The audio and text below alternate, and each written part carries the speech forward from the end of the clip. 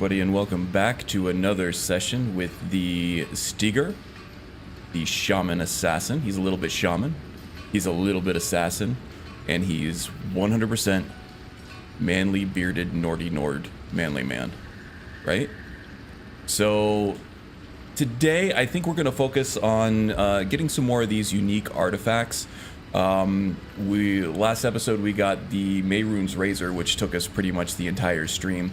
But today I think we're going to focus on some armor, namely the Old Gods armor set. It's a little shamanistic. I kind of like the look that we got going here. Not like overtly furs and horns everywhere, but a little more sleek. But still a little rough, still a little ramshackle and slipshod and improvised, you know? So we'll see what works, what looks good, what fits the theme, but still kind of looks unique, you know? And then I think we'll also look for Savior's Hide. I'm not usually a fan of the bare legs on that set, but it might have a good enchantment on it. It'll give us something to do. And of course the whole time we're going to be leveling up and chasing the full build concept for this guy. And then we might also go after Bloodthorn, because I'm getting to the point where I can use filled soul gems, and then the shrine blessing that we get from the Old Ways shrine in Labyrinthian gives us a nice little chunk of damage to animals. So I think we might be able to harvest some mammoths for some grand soul gems. I think I got some empty ones that I can fill up. So yeah, I don't think we're going to be able to get through all of that today. This quest for the Old Ways armor particularly can be a little winding and last a little long, but we'll get there, see what we can do. We're going to hang out. Ancient Nord helmet without the horns. Interesting, that would look really good, but we're a light armor class. The heavy armor there would kind of ruin it, I think. How's everybody doing today, by the way? I see Kitsune in there. I see Caladran. I see the End King. I see Magus. All people that I like, so that's good. How's it going, everybody? So I have 0 dropped frames, and I think part of this is because I switched back down to low latency instead of ultra low latency. So my chat is going to be just a little bit... Well, that's not the right way to say. My chat is caught up with you guys, but what you guys see is going to be a little bit behind where I am currently. So if I'm slow to respond, that's why. If I miss something that you said, that's also why. So it's not because I'm ignoring you or because I hate you. Not necessarily, anyway. I might, but that's not the reason. All right. So yeah, just be patient with me. 0 dropped frames so far so good. Kitsune is doing all right. That's good. Lagus Maximus. Yeah. Lagus 80. Okay, well, let's get started here. Let's get out of free cam. And we are supposed to be meeting, what's his name? Eltrius? Elmerfud? Elroy Blues? Eltrius. I was right the first time. Jeez. That's what I get for riffing.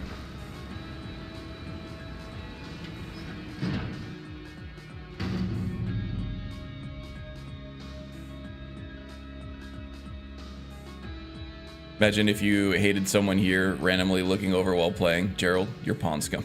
Yes, indeed. I think you guys need to be zoomed in on my belly here. That's a little better. Made some red rice and beans mixed together. Nice.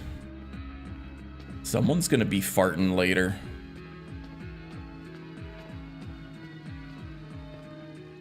Eltrius. Oh, here he is. He loves the shadows here, doesn't he? Drag you into Markarth's problems, but after that attack in the market, you ever run into you, Magus, in the shadows? Outsider, you're dangerous looking.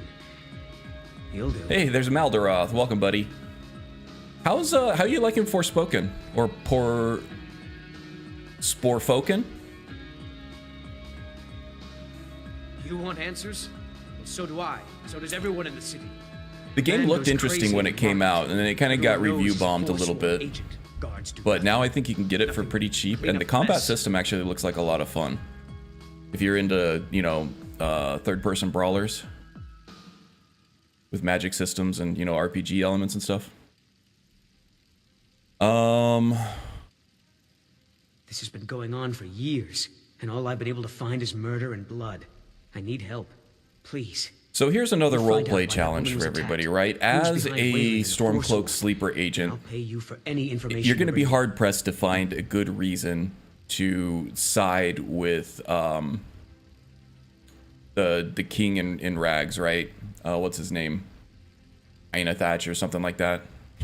It sounds like a funny name. Let's see. She's not from Markarth. The air about her screamed So outsider. maybe This you is all just can the help me city come up usually with a stay at roleplay Silverblood reason Inn. why we would be doing this. Really what I want to do is I want to get the old god's armor.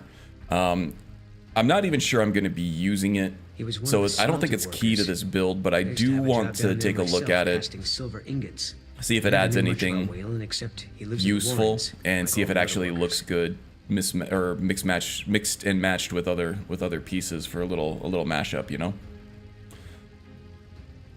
Keep your eyes and ears open. And it's pronounced macadamia. Yes, it is. Sorry.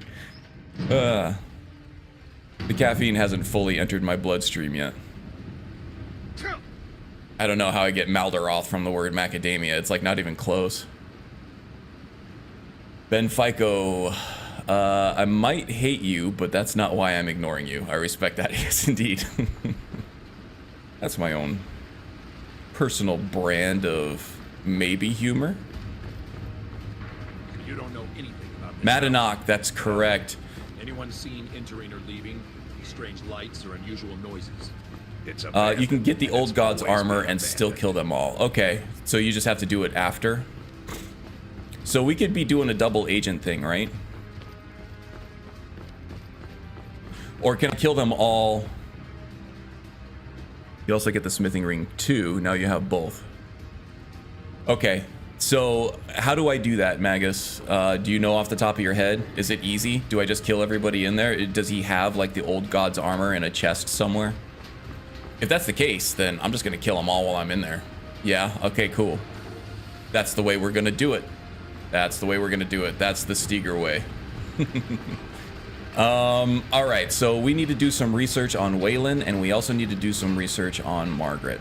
I think I looted Margaret's key off of her when I first came to Markarth, so that should be easy. Icarus, what's up, buddy? How's it going?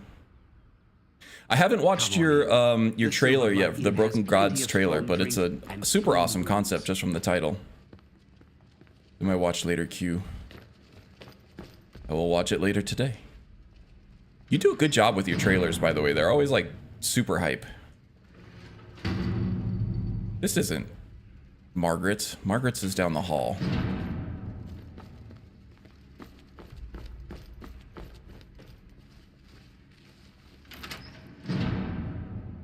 Thonar Silverblood must stay alive, though. Okay. That's the key for the smithing one, right? I don't think I have a smithing enchantment yet either, so that would be good.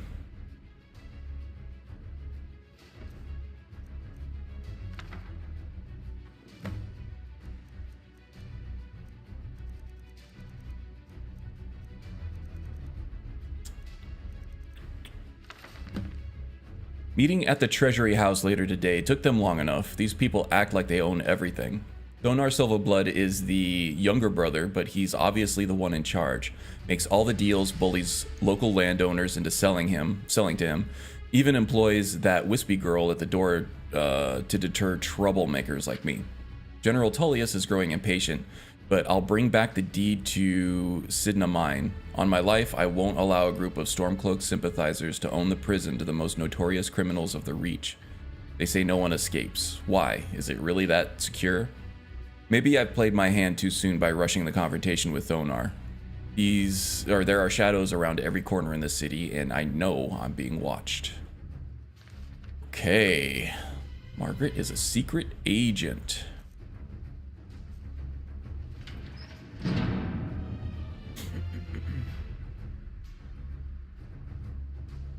Yeah, it's a guaranteed smithing enchant too. Yeah, that one's normally pretty rare to find.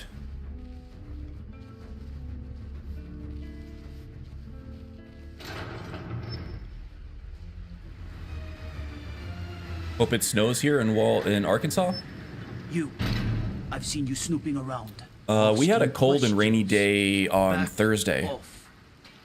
You don't want over to know here. what happens to troublemakers here. Of course, when I say cold and rainy, I mean it was sprinkling a little bit, and it went down into the 50s. 50s Fahrenheit. Oh,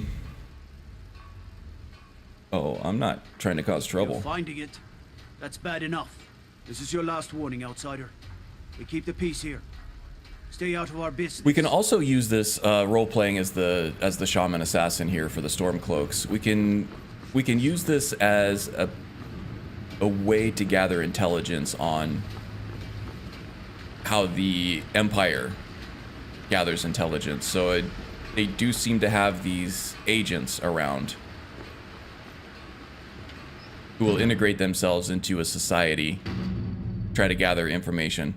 So, I mean, that's probably something that they already knew, but planning any trouble. Getting a little more insight into their specific methods The Warrens might help a little bit. For your type. What do you want? P. Miller, the poemer.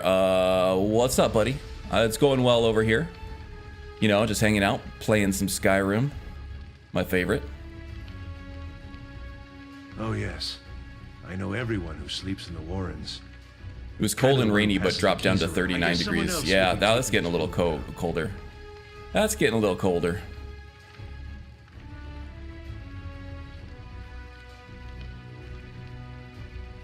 Sorry, but you don't exactly belong here. I'm gonna get in there one way or another. Wasn't asking. Now, don't get all upset. Here, take it.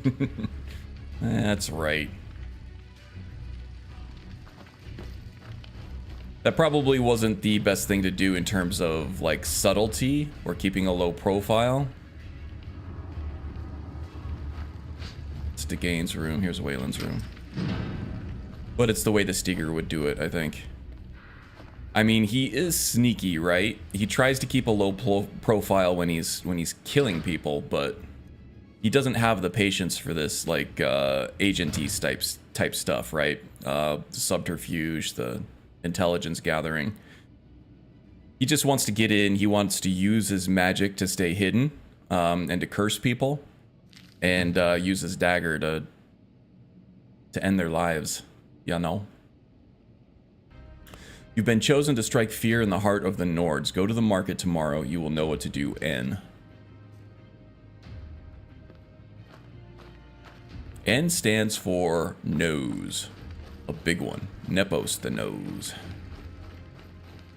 Alright, so we got to figure out what this N thing stands for. So we got to go back to Eltrus. He'll give us some money for this information that we've gathered. Garvey, the homeless bum, must spend a lot of money on conditioner. Yes, indeed. You've been digging well, he's around also where you a sneak trainer It's too, time you right? learned a lesson. And it's not... I don't listen to threats, and I also don't fight with my You'll fists. listen to this. Come on, let's see what you're made. I'll let you get a fly this time. Keep those hands up.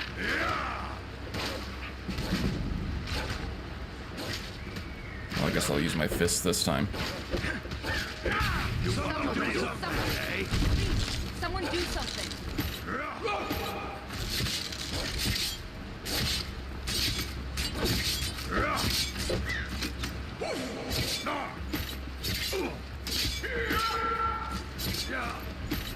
Eternal slumber awaits. Okay, now I'm being attacked by guards. This is no good. I'll get you.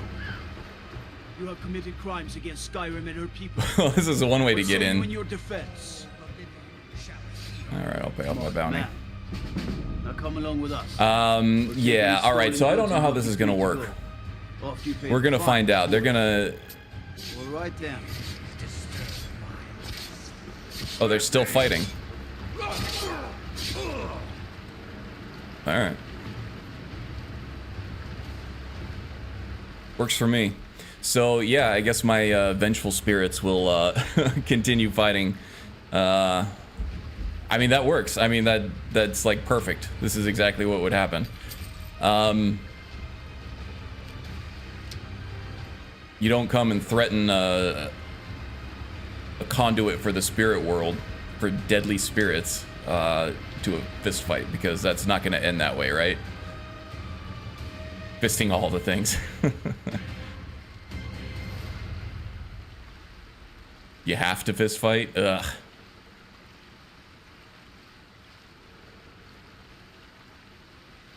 Well, I mean, all's well that ends well, right? We got the note. It was a $40 bounty, whatever.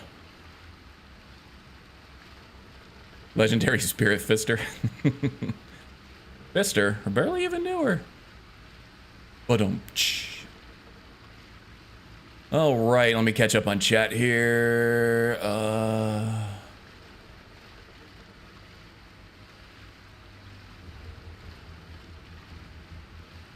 Oh, thanks, Icarus.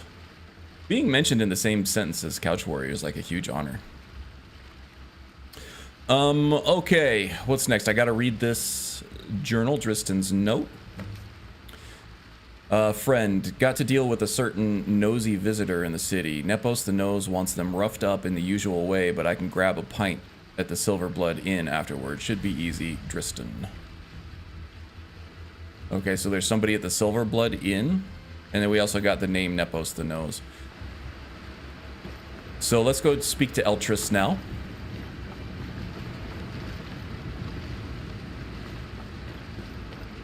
Hey, sorry about that earlier. That guy attacked me though, you know, right? And I don't have any control over those spirits. They just use me as a conduit. So, no hard feelings? Something tells me there's going to be some very hard feelings with the guards. Very soon.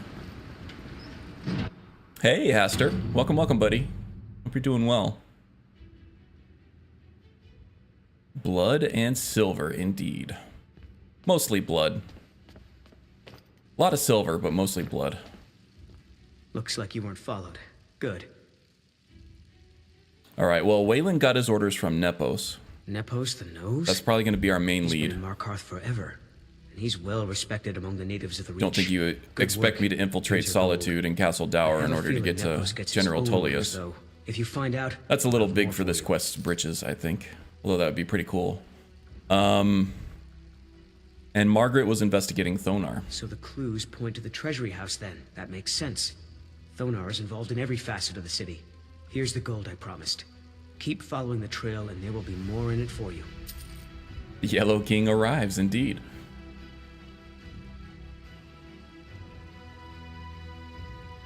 Keep your eyes and ears open. So now I think the next thing is to go confront Nepos about this, right?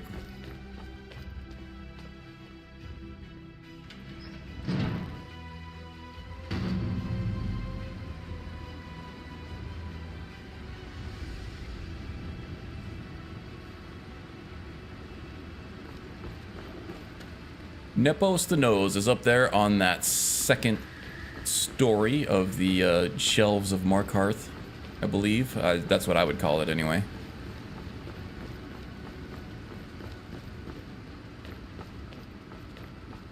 The Treasury House? No, not the Treasury House. That's different. We're just going to Nepos's house. And there is Nepos's house. Okay, so you have to speak to him to carry on with the quest, right? But ideally, I'd like to go in here sneaky-like. Excuse me. What's your business here? Now, well, I'm here to see Nepos. We haven't been expecting... Playing my hand a the little old strong man here needs right his now. rest. Come back some other time. Wait. It's okay, my dear. Send him in. Something tells me he's gonna want to Yes, speak to me Nepos. anyway. You heard him. So Go let's on. let's think of this tactically here. We're gonna get sucked into a conversation, and right after the conversation, we're gonna get attacked by all these guys. These guys are all Forsworn, and they're tough too. A lot of them have magic. The only thing that I have stored up in my ritual stone to call as a spirit is Dristan now, and I don't know if he has any actual weapons or anything, but that's gonna be tough, right? Now off stream, before this stream, I have taken some illusion perks here, namely Commanding Presence and Crown of the False King. These will make allies around me, allied creatures and people within 40 feet more powerful, and I think that includes people who are spawned via the ritual stone, the spirits, right? Not 100% sure on that. I think it works on undead, and also Nether's follower framework sees a lot of these named spirits as NPCs, so perhaps. I don't know, we'll see about that. I'm still doing research into it. There seem to be some reports that this does work on the ritual stone stuff, but I've yet to find an actual solid answer. If anybody knows off the top of their head, that would be good to know. There might be a flag in these that say that undead or ghosts don't count, spirits or whatever don't count, but I think that it does.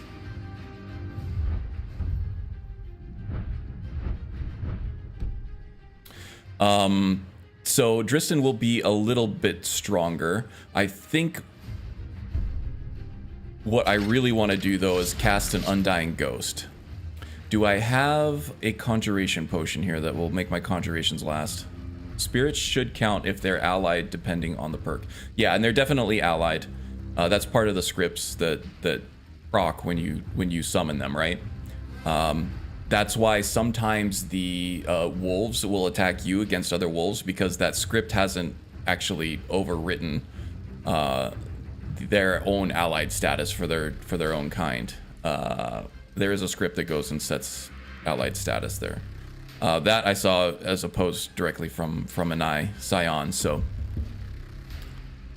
should be able to take that one to the bank. I don't see any conjuration potions here, but I would like my Undying Ghost to last through this conversation here. That's all right. We'll do a quick save here. I'll try to cast him as soon as possible after this conversation, but we'll stay at the ready. Housekeeper. She's a little protective of me. Now, what is it you want? Your head on a pike? No, actually, I want some information. I know about Waylon. Ah, yes. You've proven to be a real bloodhound. Well, you've sniffed me. I've been playing this game for almost 20 years, sending the young to their deaths, all in the name of the Force. I do have 2 more perks, but I don't have the level to support that yet, Katsuni. I would take them, and I will take them eventually, but at the moment, I don't have a high enough illusion level to take those.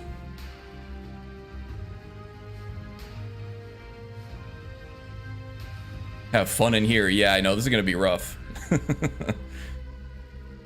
Spam that muffle. Oh, I have been. Believe me, I've been hitting muffle like crazy. Let's see. Who's behind this? Who's behind all this? My king, Moderators. Moderators. When the uprising fell at the hands of the Nords, they threw him in the mines. I don't know how, but he lives.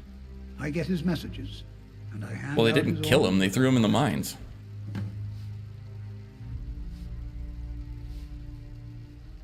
And who's Moderators? He is the king in rags, a man who once held all the reach. Every day I'm He muffling. stokes the passions of the downtrodden in this city. That would be an Directs awesome them like to kill the enemy song with remix force video. one I in think our just name. All from inside. make a city parody of lines. Every Day I'm Shuffling with Every Day I'm Muffling. The irony is And then instead of like the record scratches, you do the just the sound of the spell being cast over and over again. If I had the time and the energy, man, I would do it. Markarth and the Reach are our lands. That is why we have His the Force. beard looks really good in this cannot claim the lighting. It home looks that is really rightly realistic, I ours. think. But then, With the white during hair our and war with the light from the Elves, fire. We had our moment. We drove the Nords out of the Reach in a great uprising. Where's Weird Al when you need him? Ulfric Yeah, and I his know. men came. Those of us who didn't run were executed, except for myself, my king, and and a handful of others. I made a music video. That was the last music video. It's a gaming music video, right, of the Scorpion stuff. And I was actually pretty happy with the way that came out. I did a lot to edit that thing up, make it match the music and everything, and that ended up being my lowest like ratio video of all time. I don't know why people disliked that. Maybe it was cringy. I don't know. Why are you telling? I know why he's telling me all this. My dear boy, what makes you think you're getting out of here alive? You were seen coming in. The girl at the door is a That's all I need to. agent masquerading. That's all I need to hear from you, buddy. Okay. So we did get Mehrunes Razor. This is not the vanilla Mehrunes Razor. This is from Zim's Immersive Artifacts, and I'm not sure which one I actually like better. I really actually like the vanilla enchantment. Dagger attacks are meant to be spammed, right? Because they're so quick. So even though it's a small chance that you're gonna outright kill an enemy, there's still a chance, and you're still cutting them like 1,000 times, right? In the course of just a few seconds. So there was always a chance that a pretty decent chance that you're going to kill them outright. This one isn't bad, right? We do have a decent amount of damage on it. I don't have the smithing perk to be able to smith up arcane items, right? Not yet, anyway. That might be something that I add into the build because we're not a crafting class, so having the ability to actually smith up unique items would be great. This instead does a poison damage, 10 points of health per second for 5 seconds. So that's an extra 50 points of health, and it stacks, and it's a very high attack speed. So this is still really, really good. This one that I use most of the time, it has a much better base damage at 40. This comes from the fishing DLC, by the way. Once you get all of the rare fish in Swims in Shallows, the Argonian's bounty giver for the fishing quest line, once you get all of his stuff done and find all the fish that he's looking for, he'll give you this dagger. And it's a pretty awesome dagger. It's a very high damage. It does have a shock enchant on it. It does look very shamanistic, which I like. But the base damage is the thing that I'm going after here, because if I'm doing sneak attacks, that base damage is what gets multiplied. So you end up with a lot more damage from a sneak attack from this dagger than you do with Mehrunes Razor. So normally what I'm doing is I'm using this for regular old assassin-y sneak attack stuff, and I'm using the Mehrunes Razor for more open combat situations. I know you're using awesome artifacts. I did take a look at it. I think that I found Zim's just to be a little more nuanced. Not to say objectively if it's better or worse, or whether I even like it better yet or not, but I do like that Zim's is more nuanced. It has some weirdness to it, and that weirdness is what I like, because it allows you to come up with unique novel synergies and unique novel play styles and things like that. So I decided to stick with Zim's for now. I'm running an older version of Zim's as well. There's a patch with Zim's and might be WACCF or even Ordinator that I'm running that's out of date, and I haven't found an updated version of it yet. So when I do my next modding profile version update, I will reverse engineer that to see what that patch is actually doing and apply it to the new versions of Zim's if needed. Awesome Artifacts is cool. It's definitely stronger. And if you have I need to turn a fan on. And if you have a build in mind, oops, it's not what I meant to do. What the hell did I do? Oh, I see. And if you have a build in mind that, you know, like you were doing with the Necromancer's Amulet, that made a lot of sense for your build, then yeah, I mean, obviously that's going to be your choice, right? But yeah, for now, I think I'm sticking with Zim's.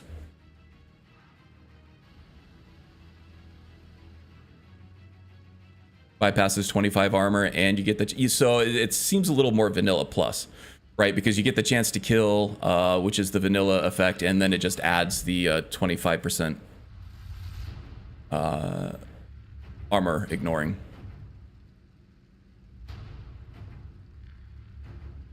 That's what Garion used. Nice, yeah.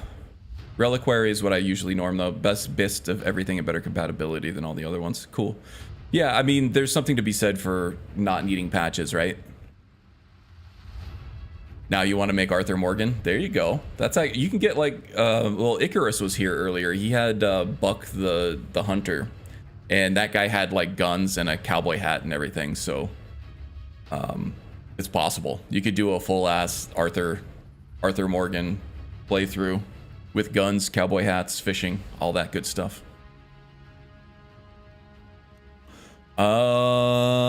Okay. Let's see how this goes. Now, another thing is resist my cold shock. All the resistances, block, illusion, light armor. Yes, one-handed. Vegetable soup.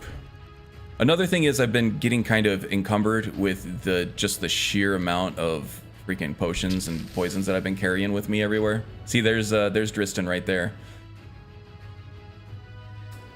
So I need to be better about actually using my potions and poisons. That's your bet. Woo! That paralysis hit him hard. Yeah, you can see that life bar just get deleted. Nepos is done. Yeah, that corrosive damage is really good. It's stacking poison damage is always good. Stacking damage over time, especially on a dagger when you can apply it over and over again, it's going to be deadly. But it's just not as unique as the vanilla one, right?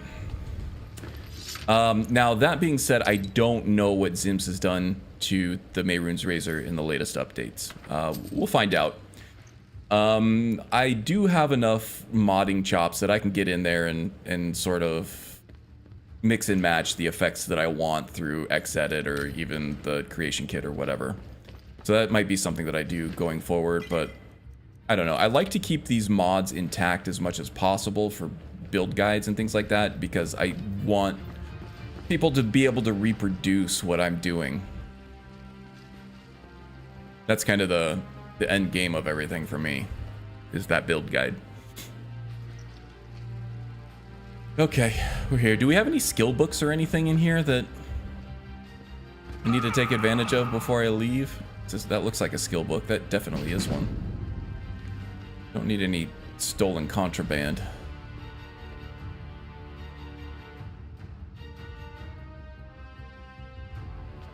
Like Simon Rim's Artificer artifacts? Simon Rim, yeah, I think we've had this debate on here before, right? Some people like Simon Rim, some people prefer Anai Rim. They're all good, right? Simon Rim is very compatible. It's very safe. But again, it's not like the unique weirdness that I'm looking for. And so far, Zims is unique weirdness.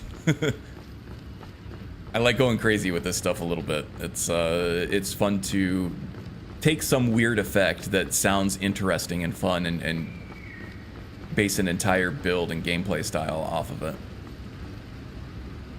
Okay, did I read Nepos's note yet, or his journal? I don't think I did. I grow guilt-ridden in my old age. So many of the young sent to... Uh-oh.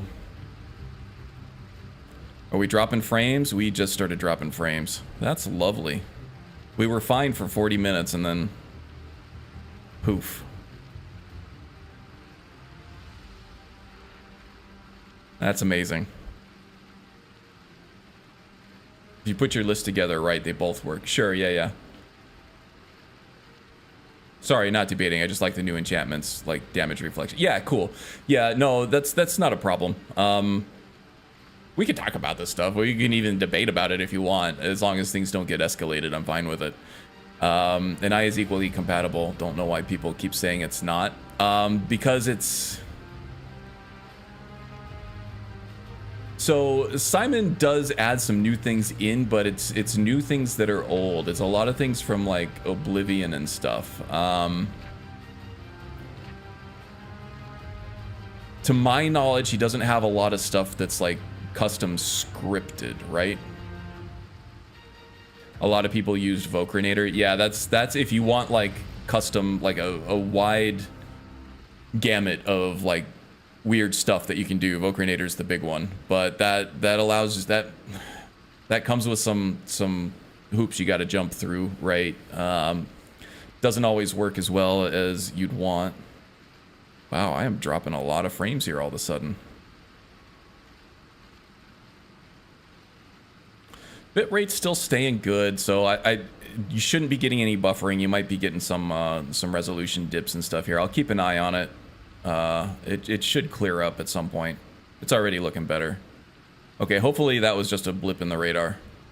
Knock on wood. I would, but my dog would bark. I grow guilt-ridden in my old age. So many of the young sent to their deaths, all in the name of the Forsworn, all in the name of Madanach, my king who watches us from behind the iron bars of Sidna Mine. How long have I served you? Since uprising against the Nords? Was there even a time when all that violence hasn't overshadowed our destinies? What choice do I have but to do as I am instructed? Okay. So, old age has made him a little bit soft. Well, let's go see what Eltrys has to say about this. Where the hell am I? Okay.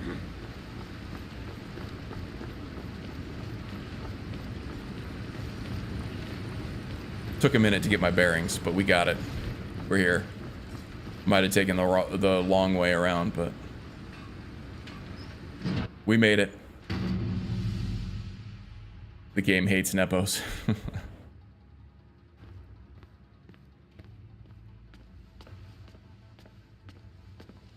We warned you, but you just had to go and cause trouble. Uh-oh. Now we have to pin all these recent murders on you. Silence witnesses. Okay, work, here's work. The funnest part of every game where they remove all of your equipment and make you play in a way that you don't want to. Excuse me. Wow, that was a big one. Ooh. Kind of nipping out after that one. Oh my.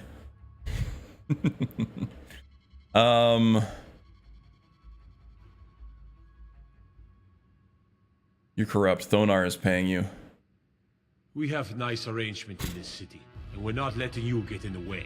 You have a So problem with Thonar that? is Take it staying up with alive Martin. in this instance, I'm right? sure the king in rags and his Forsworn would love to meet you.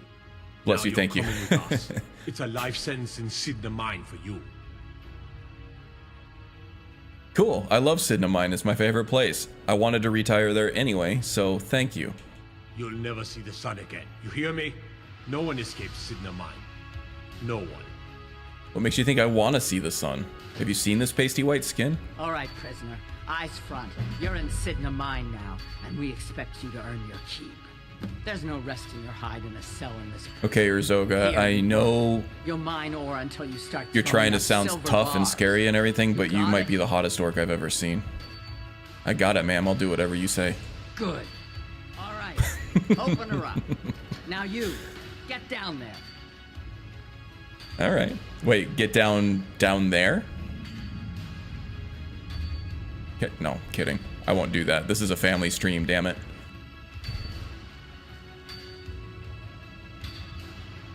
No stairs? Okay, yeah, there are stairs. She's kind of hot for a guard. Yeah, Magus is thinking the same thing. That's what they all say.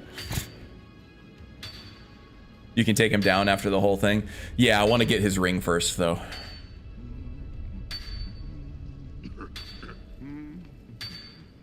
Oh. Yeah, I'm guessing she probably looked it up on a list. I do that all the time if I'm looking for like a racial name for a certain character or whatever. There's I think there's a list of names on UESP and you just pick one. They reuse names in the game all the time, and it also gives you some roleplay fodder as well. A body. What are you in for, new blood?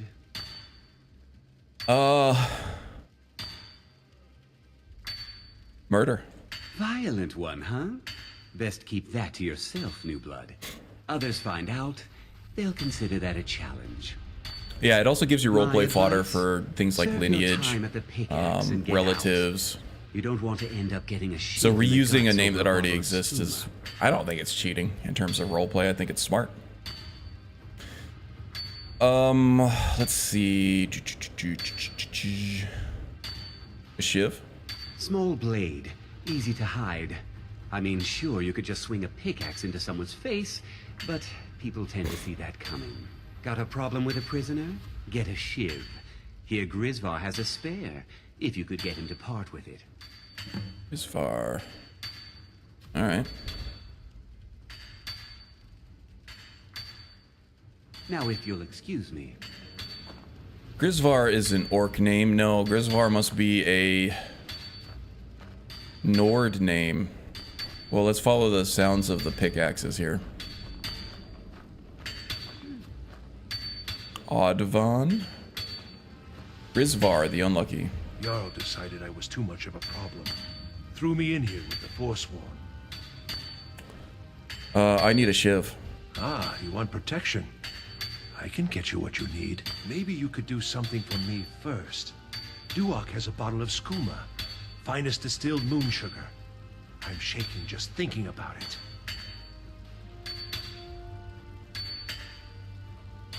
All right, I'll see what I can Thank you, do. friend. Don't worry. I'll have that shiv ready for you.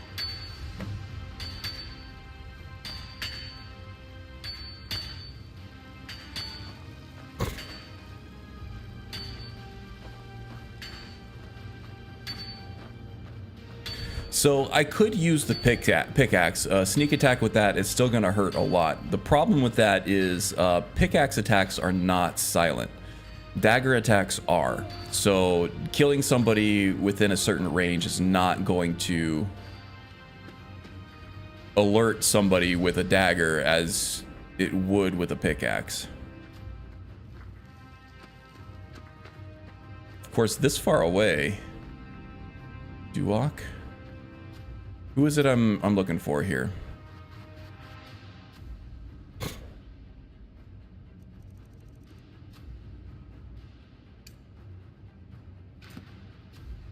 Yeah, here's the guy. Other prisoners get suspicious when we talk to each other, so keep it down. There's nobody else around here.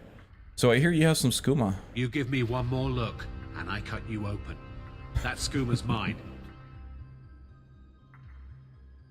Hand it over. Easy there. I didn't mean nothing. Take it. That's what I thought. Yeah, the intimidation stuff is working really well for this character, and I feel like the spirits surrounding this guy is sort of like a conduit to the spirit world. People can pick up on that. Good And day. it's scary. This guy has just a scary vibe to him. So the intimidation tactics and dialogue work really well for him. You can get multiple ones. Shiv attacks are silent. Yes, they are. That's why I'm going for the shiv and not settling for the pickaxe.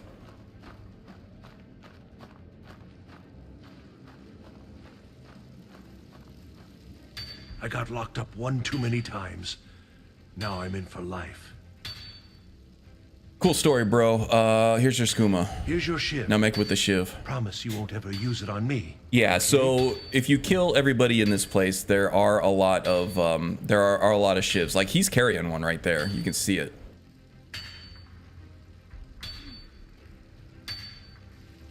So if you have a build that uses shivs, this is where you get them. I'm probably not going to need any more than just the one. Also, if you use the throwing weapons light or whatever they call it, this is the model for the throwing daggers that they use. Not my favorite choice. I would have used something like iron daggers or steel daggers, just a shrunken down version of it, but whatevs. It looks more like a dart, like a throwing dart, than it does a throwing dagger, but is what it is. Okay, let's go talk to Madanach, and once we get back there, we might be able to infiltrate everything, or I might just be able to start killing people, but I don't want to block any quests or end up hitting a an essential character. The new meat. So soft, tender. What was it like killing your first one, huh? Horrible. My soul is heavy with guilt. Ah, the gods have a place for killers. You can't carry the burden. You're weak. And how long have you been here? Guards brought me in about 12 years ago. Was running a good group of bandits up until then. But these Forsworn, they're nothing like the men I cobbled together. They're real killers. No, it isn't. I mean, technically, yeah, in the real world, what they're showing as the shiv is not dagger. I think by definition, a dagger has to have an edge, a sharp edge on both sides. A knife is only sharp on one side. A shiv is really meant for stabbing, right? Not slashing on either side. Murder. Bandits. At least that's my understanding of it. I could be completely wrong. I'm sure Haster will correct me.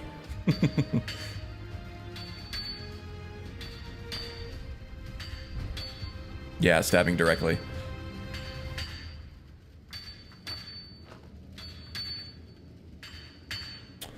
Okay, well, how the hell do I get in there? Ask a prisoner about Madanach. My daughter died. If you're Sully's blowing up. That means you're the new lifer. Tough luck, friend. Those guards sold you out, but good. No one talks to Madanach, I'm afraid. Exequest, this is strategic and you trivia don't want game. to talk to Borkle the Beast. Wife sending me a link to a new game for game night. Okay. I've met Burkul the Beast already. I don't care what you're in here for. Obviously, they don't need guards in this place. They just need to guard the exit and the entrance. You serve your time by digging, so dig. I don't think I'll be digging much. I need to see Madanach. You want to talk to the king in rags? Fine. But first you gotta pay the toll. How about you get me a shiv? Not that I need one, but it's nice to have one in case I need to do some shaving.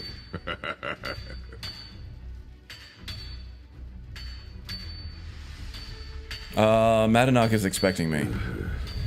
Fine. He's gullible. In, but don't try anything in there. Wow, the knows more than you think. The Stiger here is very persuasive today. I like it. That worked out well.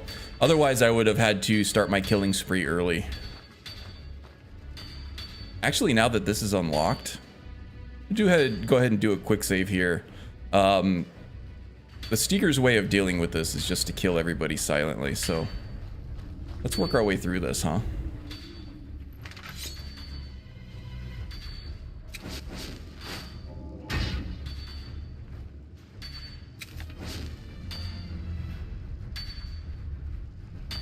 Start with the outliers.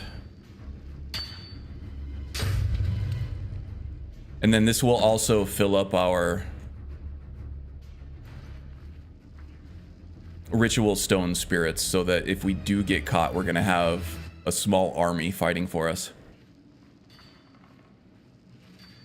You might not get the old god's armor if you kill them here. Well, let's see. I did make that quick save.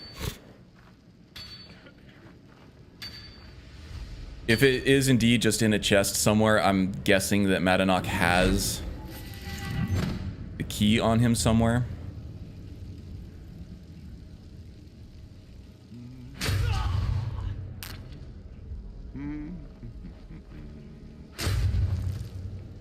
Ooh, a spirit assassin. Spirit assassin is best assassin.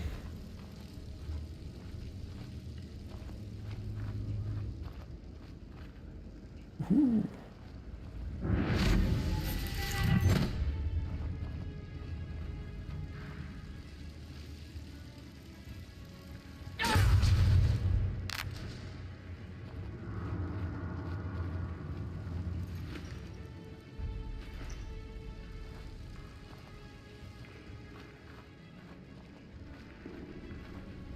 Oh, it's not in a chest. Okay.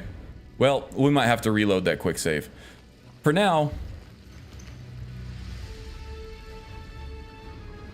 this is fun. This is the way the Stinger would do it. If I have to go back and get the old god stuff, I will. You can't win this!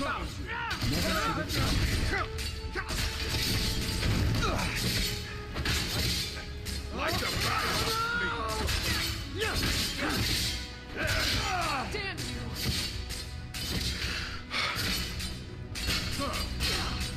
you! Wow, somebody actually raised a corpse? I guess the Forsworn do have that ability. Hey, Mr. B. Welcome, welcome. We're just fighting our way through Sidna Mine right now for the Forsworn conspiracy.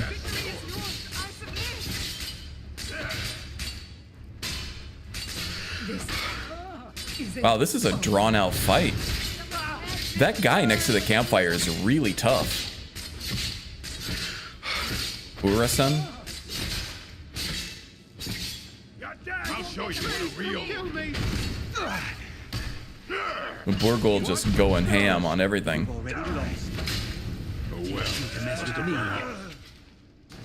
Alright, alright. Softened him up at least.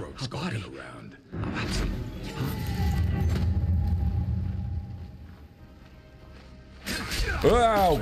Where are you? Over here. You can't hide from me.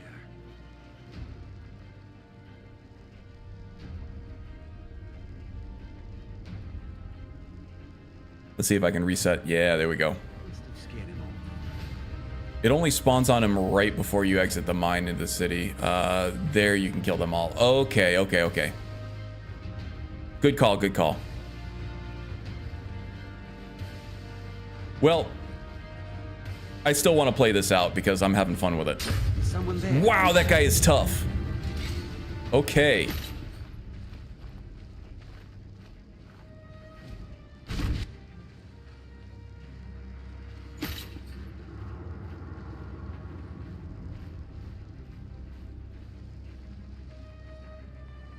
I guess I was just hearing things.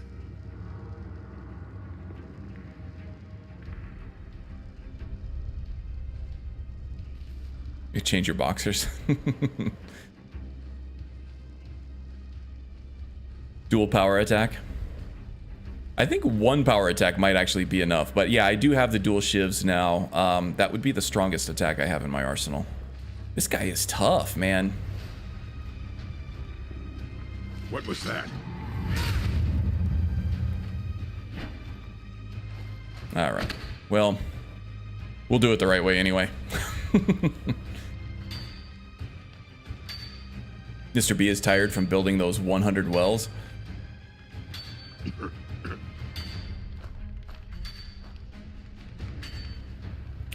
Okay, so I gotta play ball with these guys. At least for now.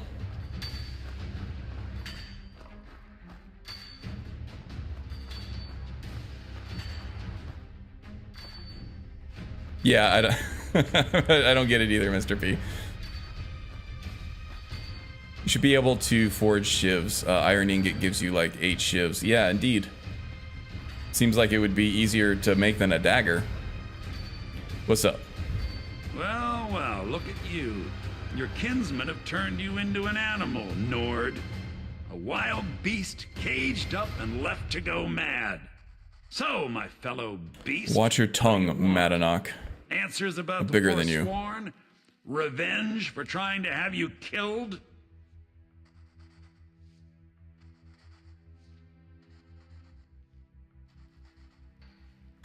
To clean up my boxers due to an unforeseen accident. Was it with the rice and beans, or was it the obvious thing? Okay. That's why you don't cook in your underwear, Kitsune.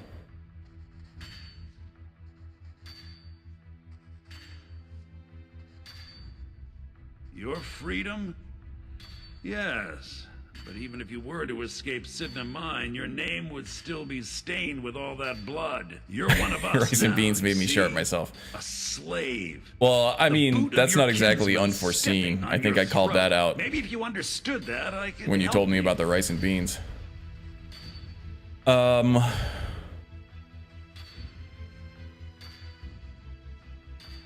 There's a man named Breg inside these mines. Besides me, he's been here the longest. Tell him I sent you. Ask him why he's here. I want you to know how widespread the injustice of Markarth is. Fine. Our vengeance will come.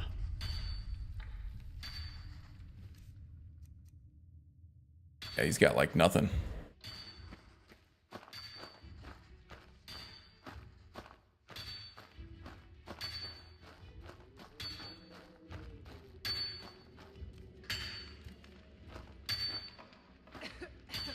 Breg, huh?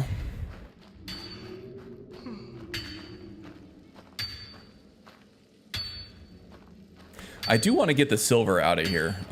It's good for smithing levels. I'm not a crafting character, but I do like to at least progress all my levels and all the crafting skills, even if I'm not going to perk into them. And the silver ore does help. I might be able to come back here later, though. I don't know. No bigs if I can't.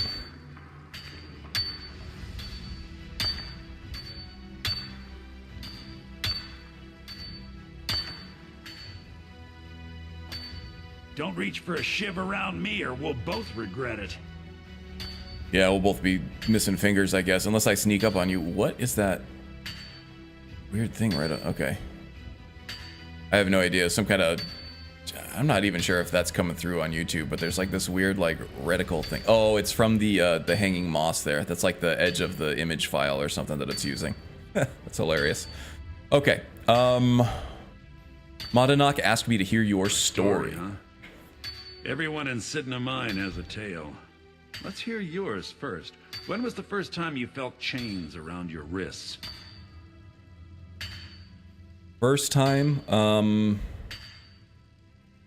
figurative chains or literal chains? Because I've had figurative chains on me my entire life as an orphan born under the sign of the shadow. Then you know the hard looks as judgment gets set upon you.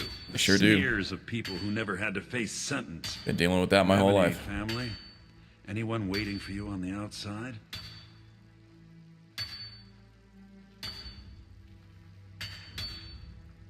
I'm vowing to not eat rice and beans ever. It's tearing up my stomach. Oh man, I'm sorry about that. That sucks.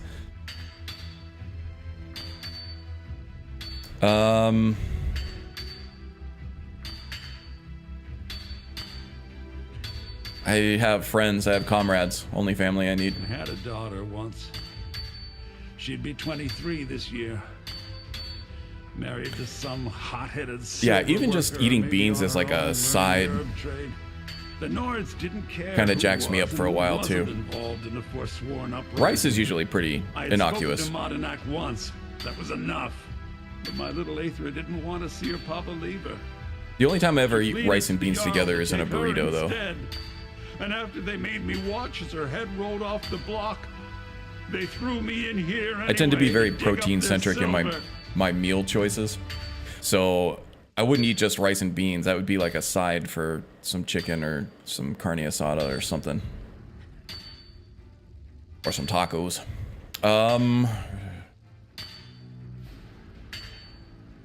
And you think that justifies the atrocities that the Forsworn have committed? I'm not Modanak.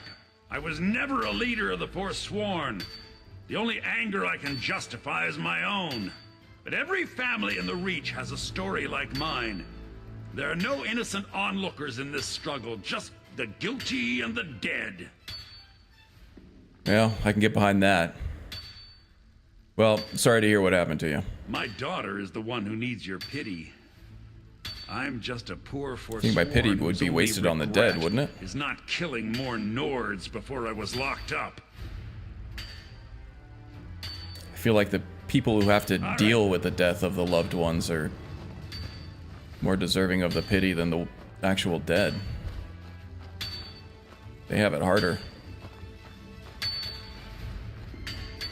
All right, Modanok.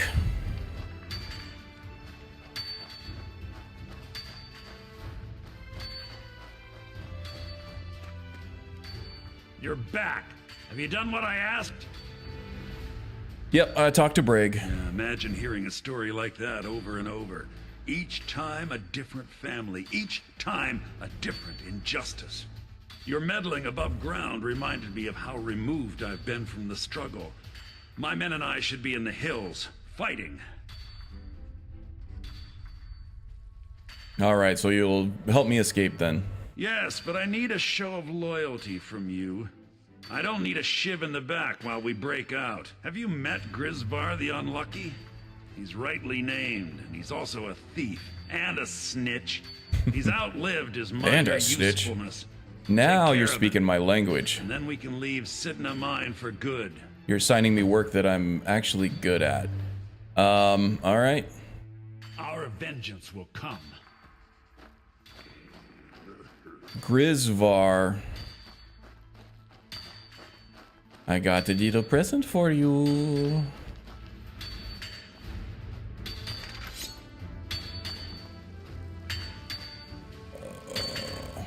Who sees me? Probably doesn't help that I'm sitting right in the light. Boom shakalaka. Take those shivs.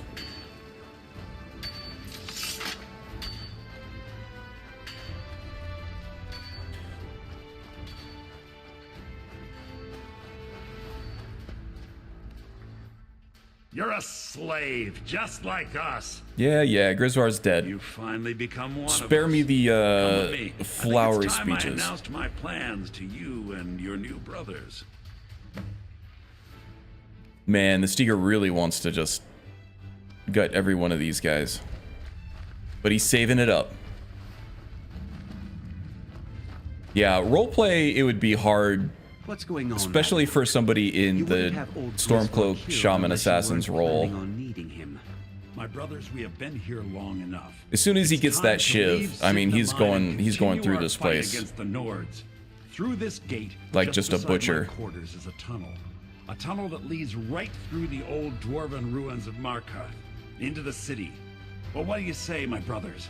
But the whole reason I'm here really is to get that old god's armor. I think the best outcome with this is that the old god's armor is completely useless, right? It doesn't look good and it doesn't do anything that we want it to do. That way we can come back and like do the whole roleplay thing of just Ulfric could be like sending him in here to wipe out the leadership of the Forsworn from the inside. That way the Steger can systematically just cut everybody down from the shadows without having to act like he's friends with anybody. As soon as he gets that shiv, everybody's dead. That would be the best and most direct, straightforward, most fitting way to deal with the roleplay on this, I think. But since we are a light armors and we're not a crafting class, we kind of rely on unique armor sets, and the old god's armor is, I think, a very good and underutilized light armor set in the game.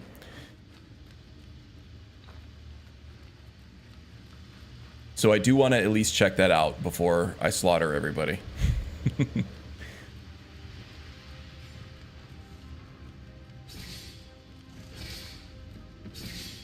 Oh, they're fighting now.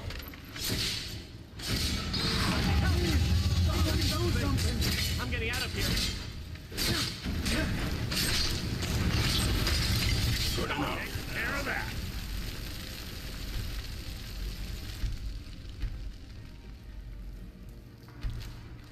Okay, the frostbite venom might help a little bit. Definitely taking the spider eggs.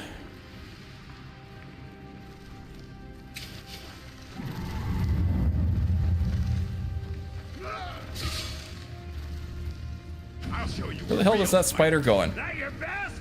Huh?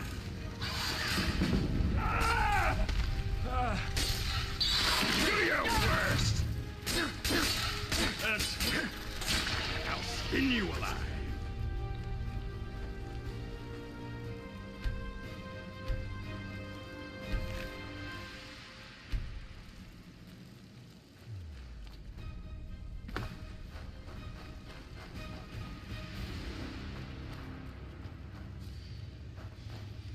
Okay, now we got some dwarven automata to beat up on. No. No armor, no sneak, no chance.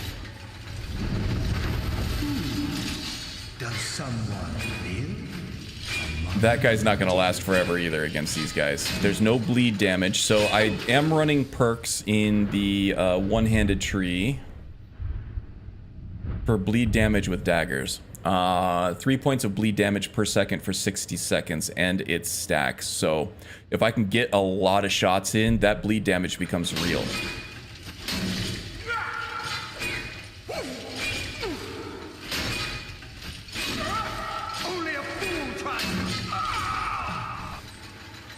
Getting in there, Madanok? You're such a badass. Prove it. Show me.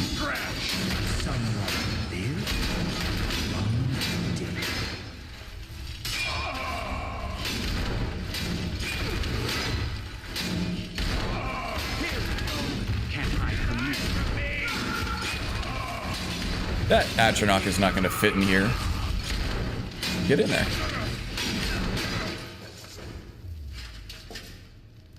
Dwarven oil has fortify illusion. We can make use of that. Don't need to grab all the dwarven metal stuff in here though. That's not going to be useful to us. We don't have the perk for it.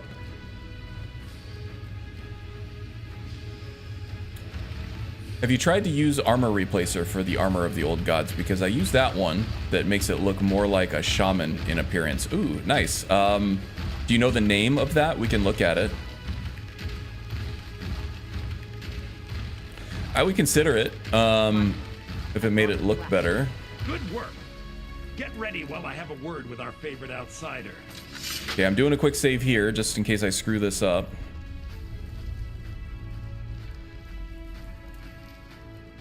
I had Here we go. Now we have the armor. The things the Nords stole from you. You better get ready before we break out into the city. And take this. It's blessed with the old magics. Something to remember me by. We got ads popping up in the next 45 seconds, so be ready for that. So what happens now? Now, I announce to all of Markarth that I have returned. Don't worry about your name. They'll know who to blame and fear after today.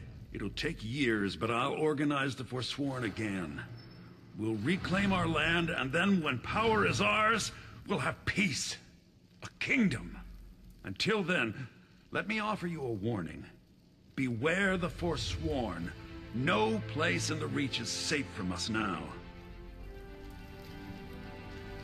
Okay.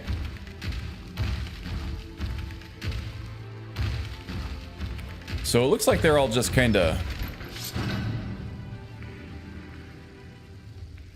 Well, let's look at the enchantments on these first. So we have Armor of the Old Gods here. Destruction spells and enchantments cost 15% less. Oh. We got an ad rolling for some folks.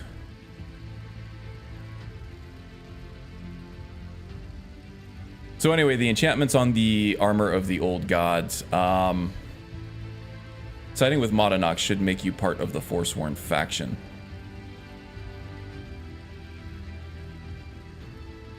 Armor of the Old Gods. So this is destruction. Spells and enchantments cost 15%. That's useless to us, except for maybe the enchantment part.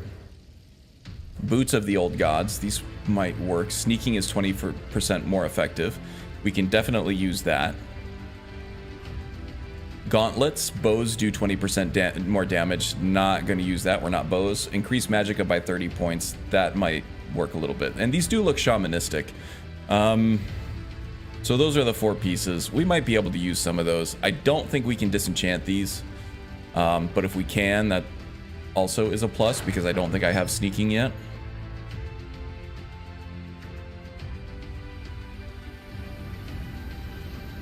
Madanok, think you can escape my prison, do you? You'll pay. Now, they said that you should be able to kill them before they leave, but they kind of just rushed the door after I got the armor. Family? You poisoned the Reach with your tainted silver for long enough, Thonar! Never we go! Now do I kill them?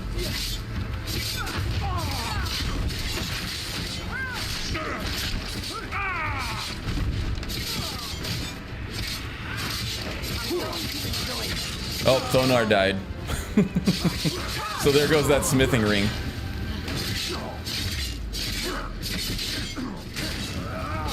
I'll make you pay.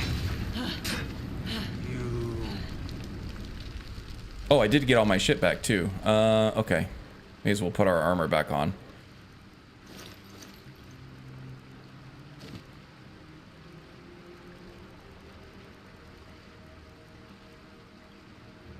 You can kill Madanach before he leaves. Okay. Needed to hit Madanach quickly while he's still talking. Okay, I could do that.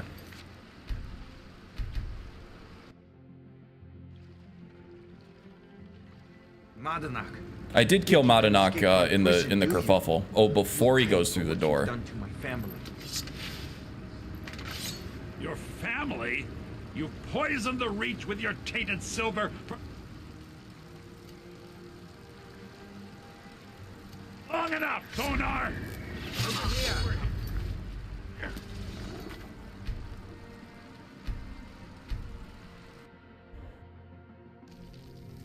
So as soon as he gives me the armor, I gotta chase him down and kill him.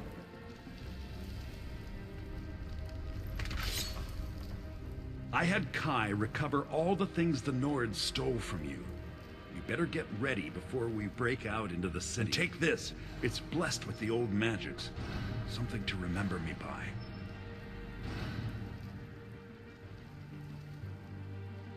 Now, I announce to all of Markarth that I have returned. Don't worry about your name. They'll know who to blame and fear after today.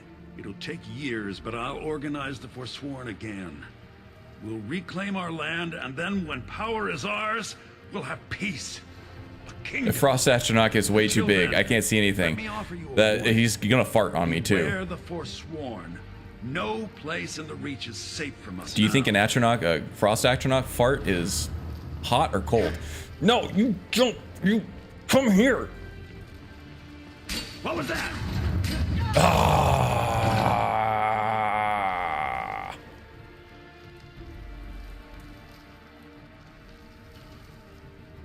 I had Kai recover all the things the Nords stole from you. You better...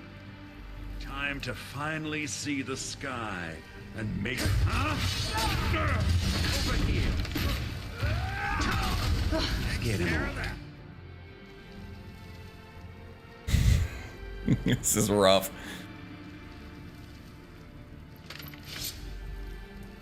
I had Kai recover all the things...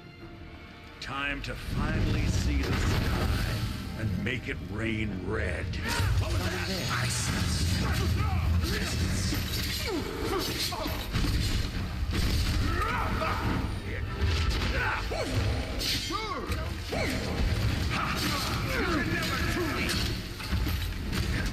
You've already lost. You won't even grab this. Does someone hear? Just give up. You can't win. Need a paralyze spell? I don't have one of those. That's alteration. This guy doesn't use alteration. Okay, well, best laid plans of mice and men. If I can get a sneak attack on Madanach, that would be great, but I don't seem to have that option. Let's, before we talk to him, let's do this.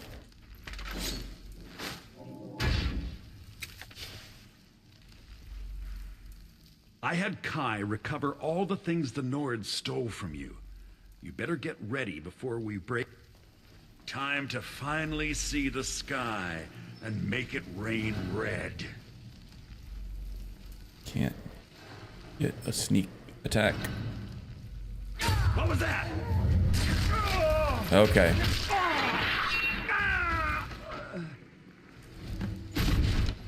Probably didn't help that I had my light on that whole time. Jeez, that was stupid.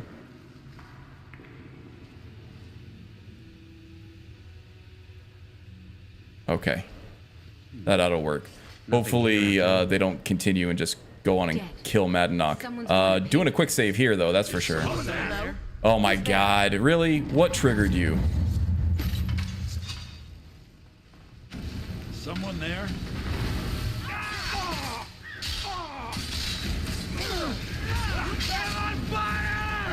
He did give me the old god set. Actually, I have everything now. Excellent. Okay.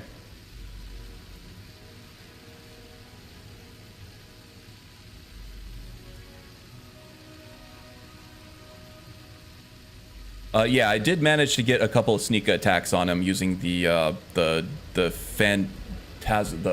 spectral shroud.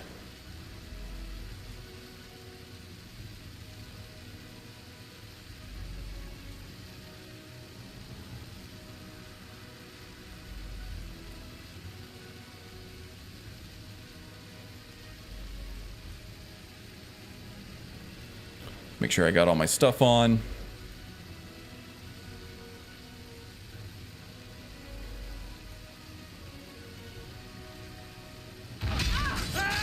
All right, now Madanach is fighting on our side. His spirit, anyway. You've already lost. And we just need to systematically kill the rest of these guys. I think what's triggering these guys is the Visions of Opportunity shaman spell. I have that hooked up to Okado's Recital. It randomly makes one of your enemies less resistant to both magic and physical attacks.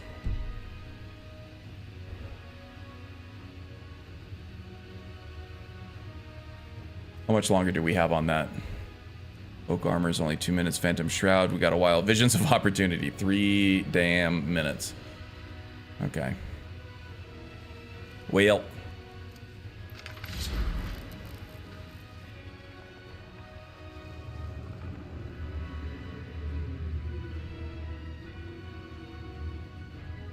Only wear the old god's armor? You know, I don't think it looks bad, actually. I think it looks pretty good for a shaman. I don't think it looks any better than the stuff that I'm already wearing.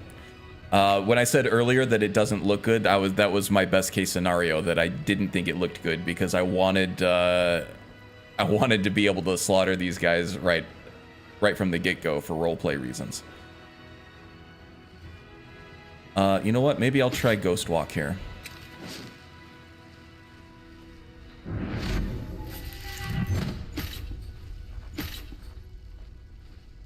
Visions are still going to trigger these guys, I think. Maybe not.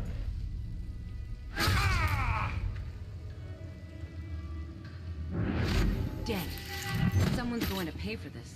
Oh, you think so? Oh. Over here. Yeah, go ahead and kill Bragg.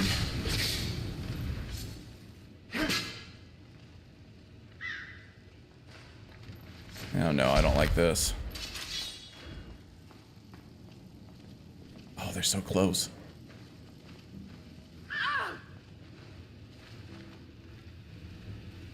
What was that?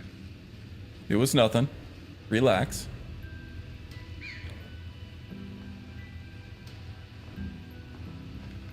Oh boy. Oh no.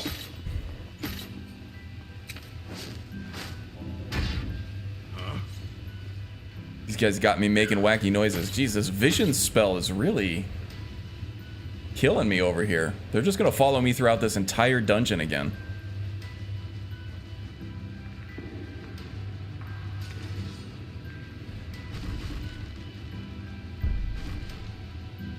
There we go. How much time do I have left on this? Oh, it reset itself too, so I got a whole other 3 minutes.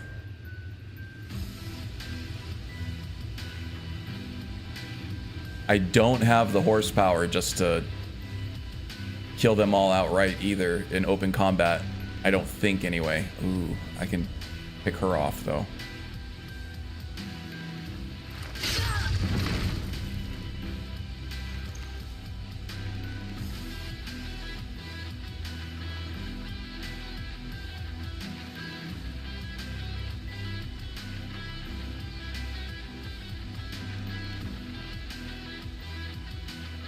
How many? 4 left? Jeez, there's so many of them. Okay, let's get a little bit more space between us and them for when I cast Ghost Walk again. Actually, probably should re-up the Phantom Shroud here too.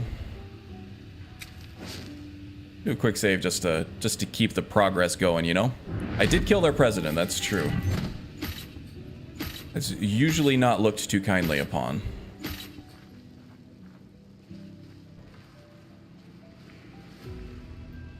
Eat it! Oh, I completely missed. Not a lot of range on these daggers. Okay, that was a tough guy too. That was the guy sitting in front of the fire.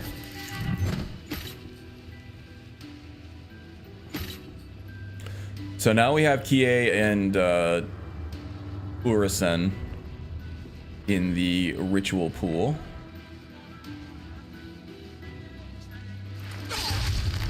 Adding to our army. That's good. These are all tough customers.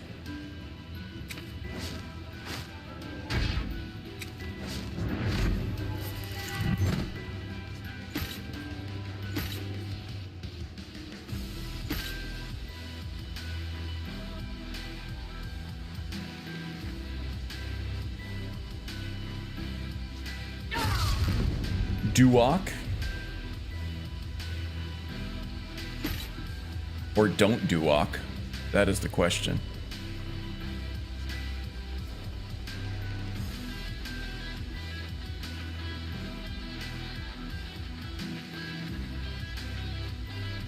And Borkul.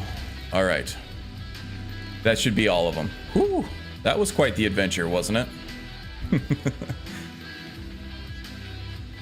There's a lot of twists and turns in that quest, that's for sure.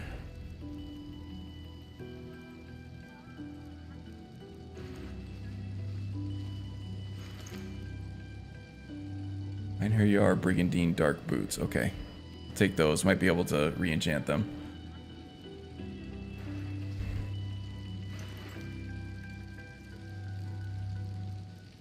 Urasen. Not a lot of good stuff on these guys. Einherjar Brigandine Dark Gauntlets. Very nice. The Einherjar stuff I think will go really well with this concept. So we'll have to look at that stuff. The bow I can sell for a lot of money. And finally Madanak. Take the valuable stuff. Snow Bear stuff might go good with this character concept too. Madanak's Note.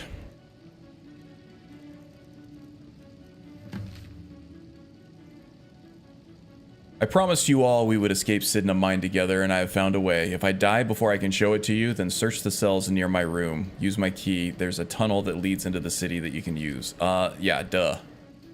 Alright, so thank you everybody for the pointers on that. We were able to kind of do everything that I wanted to do. Wasn't easy. Wasn't clean. But we got there. Yeah, I think if I had this to do over again in terms of roleplay, I don't think that the old god's armor, for this character anyway, would be worth the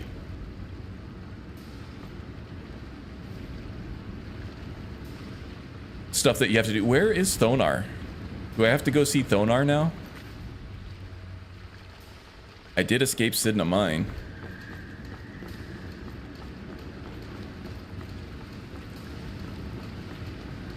Am I bugged? I mostly deal with petty thievery and drunken brawls. Been too long since we've had a good bandit raid.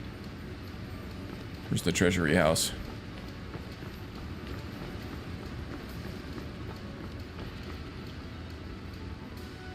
Alpha survives by the skin of his teeth. Yes, indeed. That was tense. It's a glitch. Just walk back in and walk back out. Okay.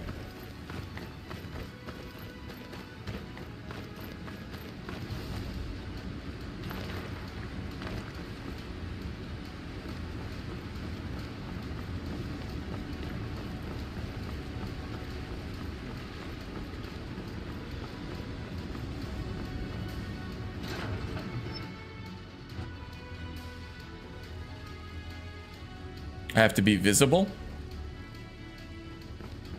interesting. I'm not invisible. I just have kind of a muffle effect going on right now, but I can do a wait just to try to dispel everything here.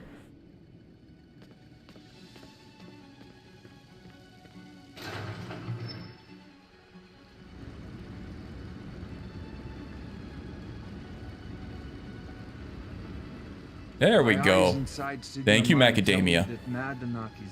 Did I see your message? The name of the mod that replaces the armor of the old gods is called Truly Unique Armor of the Old Gods. Okay. We'll check that out as soon as we're done with this dialogue. Yeah, and by the way, if you weren't here earlier, in order to fight the dropped frames problem that I've been having lately, I had to switch to low latency chat as opposed to ultra low latency. So your messages are going to be coming in a little slow for me, effectively. Yes, you're innocent. As innocent as anyone can be in the city. I guess we also owe you something for locking I'm not you exactly up. innocent, Here, but yeah. Family's ring. And Didn't do what you all said I did. From you. Now, if you'll excuse me, I have a mind that needs It's very cold. Hey, James, welcome. Sorry if I missed you on the way in. -2 degrees, 28.4 Fahrenheit, very foggy, and mainly been playing Borderlands 2 because I'm waiting for all the mods to be updated in Skyrim because of this new update coming soon. Oh, the Creation Club Marketplace type stuff that they're doing. Yeah, it's going to be interesting to see what they do with all that. I tend not to remod my game that much, so I keep a backup of my Skyrim EXEs and all the different masters and everything that come directly from Bethesda. So if my game does get updated, I have it set up so that it won't. But if it does, then all I have to do is just drop back in the binaries again and we're good to go. So I'm not too worried about it breaking my stuff, but it could cause some issues for like new modding, that's for sure. We'll see how it goes. What I'm hoping is they finally get the hint and just completely they make it so that they don't have to rev their EXE every time they put out an update that only touches plugins, you know? That would make it best for everybody. Because most of the time they don't actually change their EXE. They have been a little bit recently with the AE updates and the script engine upgrades and things like that. But usually when they put out an update, they don't need to update the EXE. They've just been doing that because they like rebuild everything and the EXE gets reversioned even though there's no changes in it, but that version changes the signature that other things need to reference it by, and it breaks the references there. It sucks, but it was just a side effect of how they were putting out builds. Hopefully they get that fixed though. It doesn't have to be that way. The one I mentioned is just a retexture from Zavbio on Nexus, who is literally retexturing every armor and weapon in the game at the moment. Yes, and they are all very, very good. I still prefer the, what was it? The Amidian-born Book of Shadows textures for a lot of the vanilla armors. But Zavbio touches stuff. I still need to add in his AE retextures.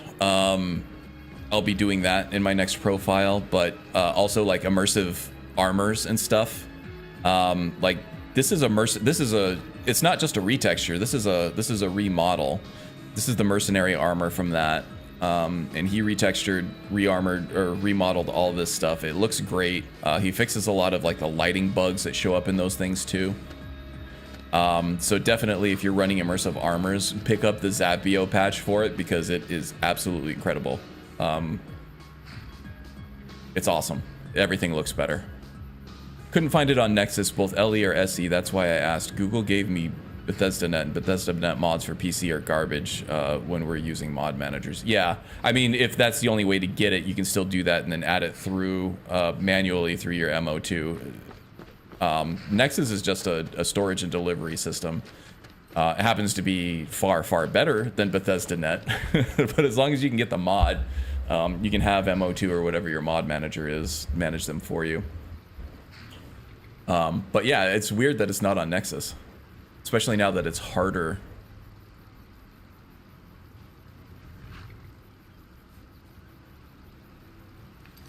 called Truly Unique Armor of the Old Gods. Yeah, if it's Bethesda Net only, that's tougher, but it's not exactly a deal breaker. It just means that I would have never found it on my own.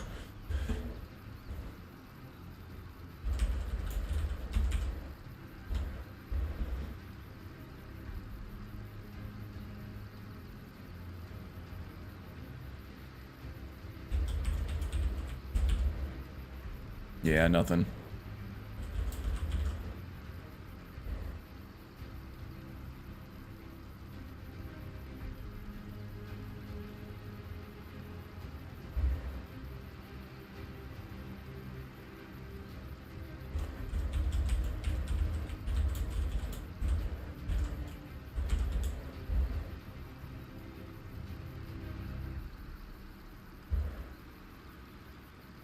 Here we go. Yeah, this is what Magus found, I think. Let's take a look at it anyway. Oh, it's under maintenance. Can't even get there.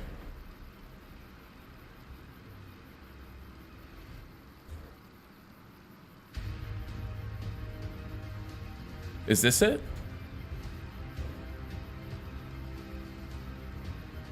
Not the highest quality picture, it's just a thumbnail. It's 160 by 160. It does look cool. It's not sleek and assassin-y, but it is very shaman-y, that's for sure. This one here too. That's a better picture of it. I think this is the one you're looking at, right? This is the only one you need.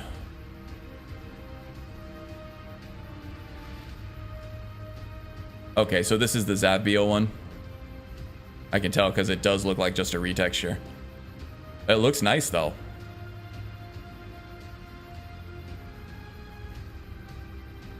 The Forsworn stuff. I like that you have the option of the white stuff, but I think I like the brown stuff better for the Forsworn, personally. That looks a lot better too. That looks a lot better. You had it in your game, it's solid. Sadly, Bethesda Net is the lifeline for X. Yeah, no, I mean you don't have any other option there. Oh yeah, no problem there, P. Miller. That's fine.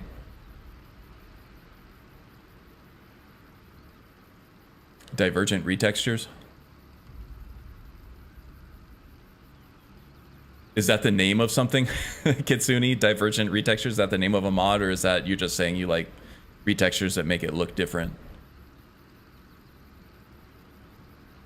Because if it's the latter, I kind of agree, but it depends. I have to do it on a case-by-case basis.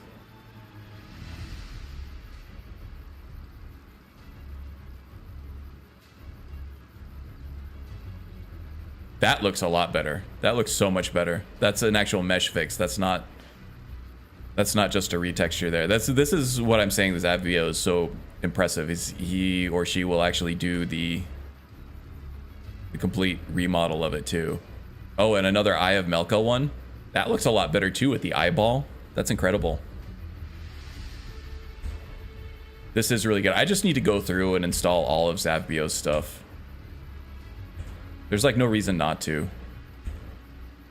For the Amidian born stuff that I still like better, I can just hide those in MO2.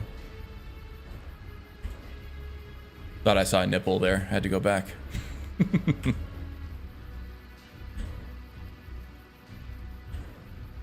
Looking for the old god stuff. Did I pass that up?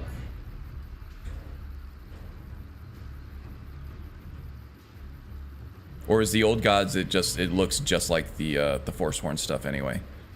That looks cool. That's a wicked looking dagger right there. And it has all the immersive weapons stuff. Not immersive weapons.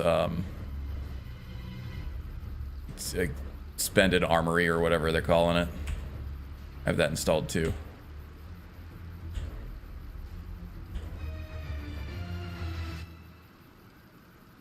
The spears and the daggers definitely look better.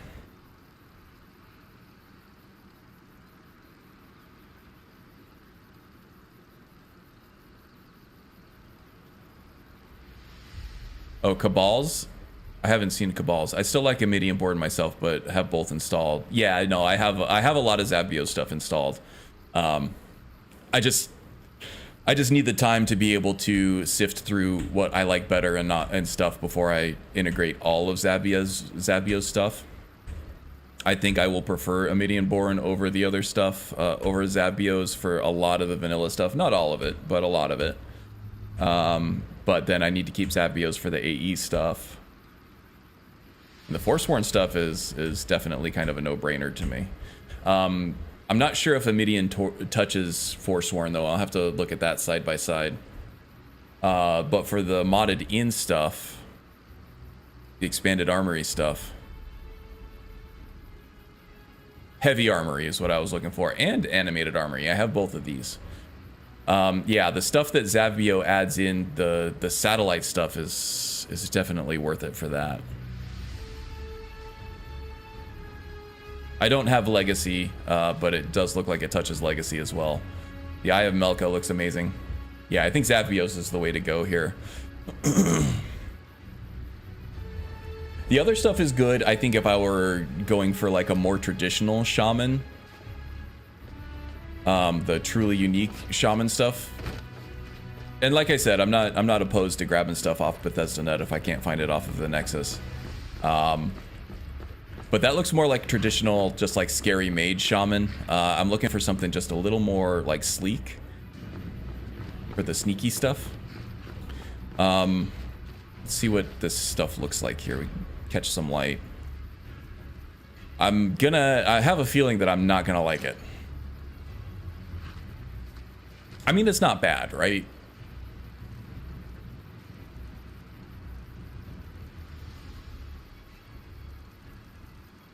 Where is the rest of it? Boots of the old gods, armor of the old gods. Still need gauntlets of the old gods and the helmet of the old gods. Let's see how many times I can say old gods over and over again. Well, it definitely looks shamanistic. I really kind of like the other look I had better, though. Let's see. I really like the mercenary armor.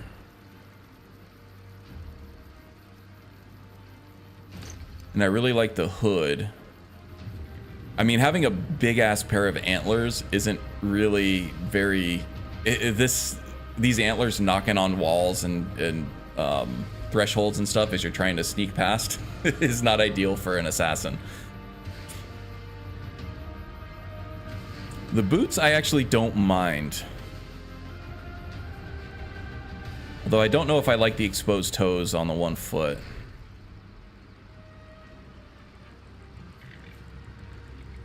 The gauntlets I don't really mind either. I think I like having the bare hands for just the manual dexterity that you get that an assassin would probably need. Hey, Enigmatic Nomad, what's up, buddy?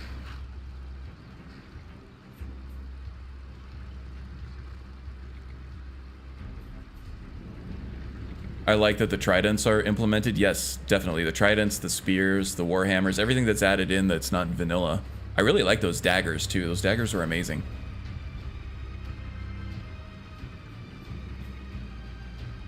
If you did see a nip, going back and looking for it on stream was risky. Yeah, no, it definitely wasn't a decision. It was a reaction.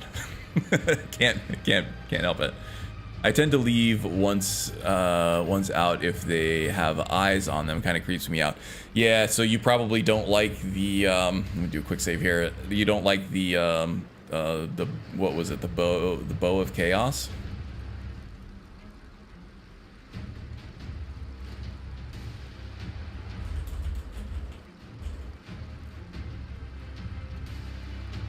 No, not that one. It's the AE one that has the eyeball on it that looks at you the whole time you're wielding it in first person. Wish I could remember the name of that.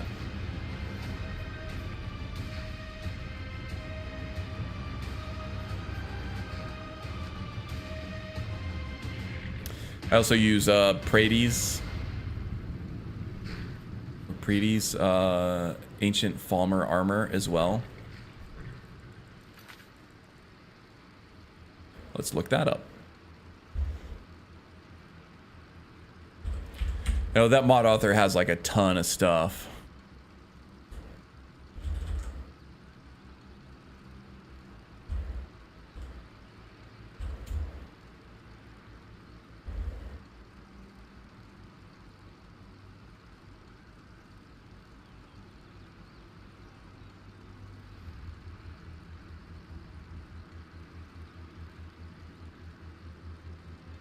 Oh, so many files. 69. Nice.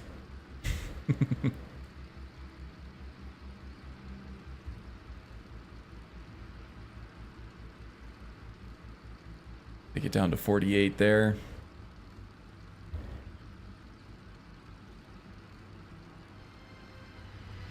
Yeah, I don't like the exposed toes either too much. It is shamanistic, right? Oh, Cabal is the MA of Amidian Born, one of the mod authors, rather. Yeah, okay. I thought that sounded familiar. That is correct.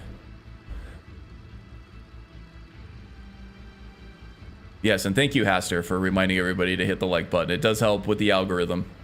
I do appreciate it.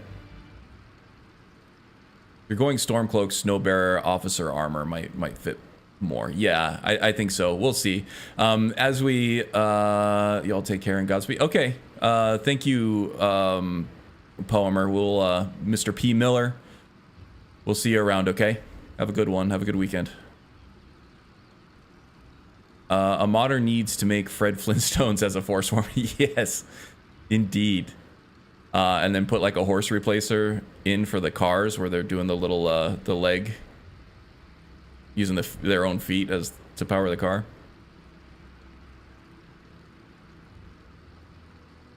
Also, those antlers would be perfect for an assassin if you get a running start.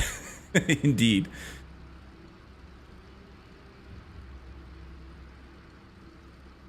Brady's Dragon Priest retexture. I think I'm using the Apocalypse retextures. I like those. If you're talking about the masks themselves, and that's what I'm running at. I don't have any need to replace those because I like them so much. Oh, you guys have, this guy does the wearable horns. This is a great mod. For druids and stuff.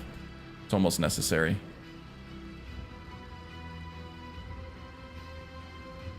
Oh, here's the Dragon Priest retexture. A little less out there than the Apocalypse retexture. Staves are alright. Staves are alright. Daggers look good.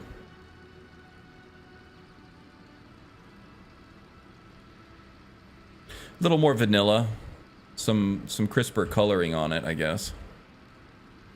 Especially on like the embellishments on the hood itself. But if you're talking about divergent models and textures, I think Apocalypse has it beaten. I do like how they highlight the cracks and the age of these masks, though.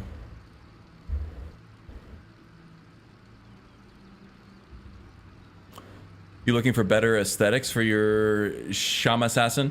Well, I'm just looking at a mod suggestions right now. I'm probably not going to add anything in specifically for this character, but we were talking about like what armor I could use, and the old gods, the armor of the old gods. Jeez, I am really tying my tongue up into knots here. Is one of the few unique armor sets in the game that's actually has like powerful enchantments on it. Since this guy is not a craftsman in his own right, he doesn't really have any perks in the smithing skill tree or the enchanting skill tree or even alchemy, so he can't really smith up his own overpowered armor. We're looking for unique sets in the game that would work. I don't really mind the boots other than the open toes. I don't mind the guards except for maybe the feathers just kind of hanging out there. I wouldn't want to like lose a feather and have somebody be able to track me down by that. We are an assassin after all. So far I kind of like what I had better. The open toes are kind of wonky. If not for that, I would have been fine with it. The boots that I've been using have a very powerful enchantment on them anyway. Where are they at? They were hide boots of luck. There we go. This, I think, looks good. This looks good for a Stormcloak Assassin. This is just a mashup of different armors that I got because, you know, that just grab stuff that was more powerful. This looks good too, except I think there's some weird clipping in the legs. It's just the way he was standing. No, it doesn't look bad. If he's not standing in a very specific way, the clipping isn't as bad. What I can do is I can apply the enchantment from those hide boots. 3% chance per second to restore 30 points of health, magicka, or stamina. It might not be as strong because I don't have a lot of oomph in enchanting, but I could apply that to these boots. That would be good. Gauntlets are 30. Oh, that was 39 as opposed to. I'm curious about the Einherjar stuff.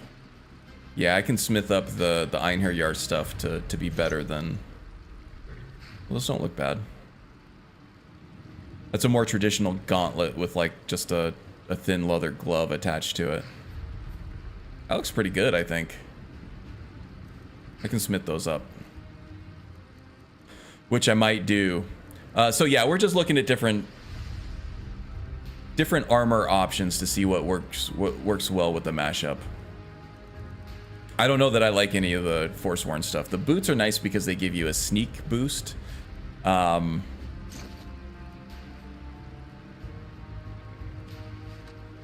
Doesn't look bad.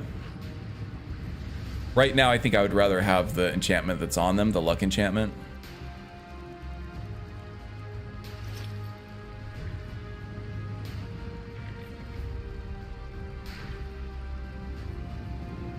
Okay, Nexus took off most of the statistics, those fuckers.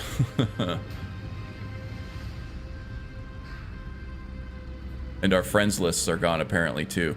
Oh, did that all happen as part of the,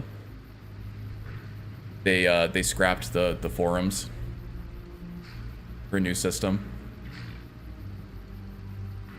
That's just recently happened, I think just this last week. It's under the Chantry mod in the optionals. Let me take a look at that. Now, the Ancient Armor is not something I'm going to be using for this build, but I do kind of just want to see what you're looking at. The Chantry mod. The optionals.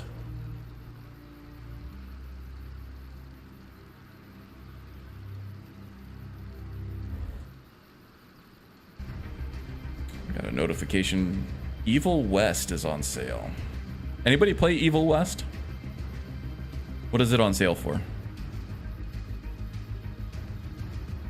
I think it was made by, oh, 20 bucks, not bad. It was made by the Dishonored people, not the people, not in, not Arcane as it is currently, but a lot of the, like, original members of Arcane, people who worked on, like, Arx Fatalis and the original Dishonored. Some really good games there.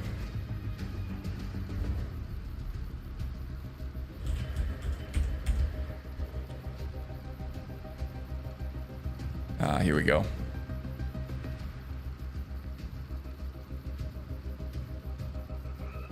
Ancient Falmer armor. Let's see if they have a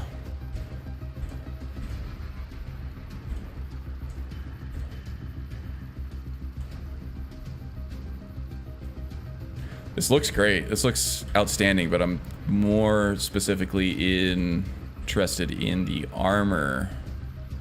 Oh, here we go. That definitely looks better. It looks less like plastic and LARPy than the original did. Yeah, this definitely would not fit this character. More for like a light armored cleric or paladin, I would say. Very cool though, and I like the ooh, that's a really nice looking blade. The crossbow? Or is this just a remodel of Ariel's bow. That might be a full bow. It looks like a crossbow, though. The shield definitely looks better.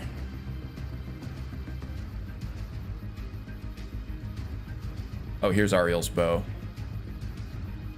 Yeah, definitely less LARPy, less plastic looking. I'll keep these tabs open. I can look at them later. Still screams Wild Warrior. It does indeed. I like the vanilla designs on the Dragon Priest mask. They always make me think of Doctor Doom. Yeah, they do. Indeed, indeed. The fiery orange color. Yeah, the brighter colors looked better on those. Hear me out. The OG fur armor, so inconspicuous. And that's actually what I have in my original concept for this, right? It's not the original fur armor. This is the brigand mail armor, I think, or something like that.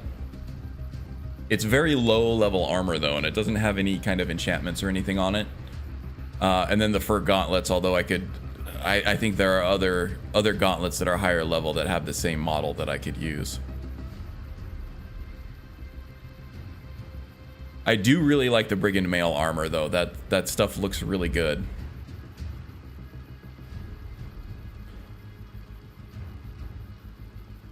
Considerations. You're turning 33 on Monday? I got 10 years on you, buddy. Same age as Jesus when he died. Nice. 33, the trace. That's what my wife's coworkers called it when she turned 33. And they insisted it was a big one that necessitated going out for a long time and getting very, very drunk. Take what you want from that. The trace. Snow elf armor would be great if you were doing an angel playthrough. Yeah, right. This guy's no angel. The crossbow is, I think, from the Factions crossbow mod. Okay. I think I have that, actually. I have the Factions crossbow mod. Maybe it's a newer version that adds that in that I don't have. I do have the Factions crossbow mod. I don't think I've ever seen Ariel's crossbow. Maybe it's just an elven crossbow? Is what that one was? Oh no, that doesn't make sense either, because I don't actually have the expanded crossbows. I only have the faction crossbows, and then I have the AE crossbows that they added in all the in-betweeners for all the different material types. Ancient Falmer doesn't really look good on anyone but Altmer or Snow Elf races, in my opinion. Nice aesthetic, but they felt out. Yeah, it's a very, very specialized armor. And it doesn't really fit with the theme of Skyrim. So with all like the kind of rough leather and plate metal armor that's very kind of like tribalistic looking and kind of Viking themed. It almost looks like it came from a different game. Not that it looks bad, and it would look great on what you're saying, very specific types of builds. But it is very specialized armor in this game. There's only one angel, the Son of the Emperor, the prick march of the 9th Sanguinus. Haster making deep lore cuts now. Going to the melting pot. Ooh, fondue place. I've never been there. I've heard it was good. And pre-gaming with Crown Apple and Sprite. Nice. Here you go.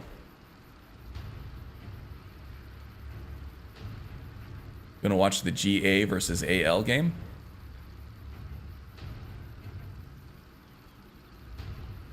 GA versus AL. I'm not putting the pieces together on that one. Georgia versus Alabama. That's gonna be college football. I don't follow college football, but it can be.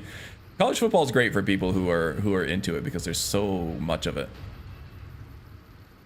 Yeah, that's where I'm going, Magus. Here we go. Yeah, this is frustrating because I am keeping up with chat with my voice, but you all aren't seeing my responses until a few seconds later because of the slower chat. latency on this to avoid the drop frames that I was getting last week. Okay. So old God's armor, I wouldn't quite call it a bust yet. I still have to look through it and just make sure. What is this book here I've never seen before? Ireni, the Blackest Market?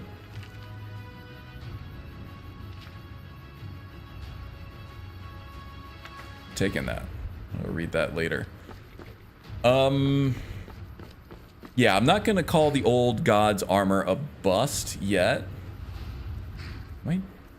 Shield hotkey not making... Oh, man. All my hotkeys are wiped out now because of that stupid quest. Okay. I gotta figure out where all these came from again. Drought of the Healer. Where's my healing potion? That was number 1. 2. 3 is probably the shield. 4. 5, 6, 7, and 8. Yeah, so 3 is the shield. Boom. Okay, yeah, so I'm not calling the old God's armor a bust. I think I need to deliberate on that a little bit. Really put the things together and see what I get out of the enchantments versus what I already have, what I can make look good, all that. Might stop by Ryek's End to drop all this stuff off. I don't know. What's next, though? I think we wanted to do Hircine's the Savior's Hide. So let's head to Falkreath. Okay, so I'm going to do the roundabout way here. I'm going to go through the main road along the Karth River, and then the north side of the Throat of the World. Not the Throat of the World, but whatever mountain this is called with Bleak Falls Barrow on it. Throat of the World is to the east. Past Whiterun and then down the White River.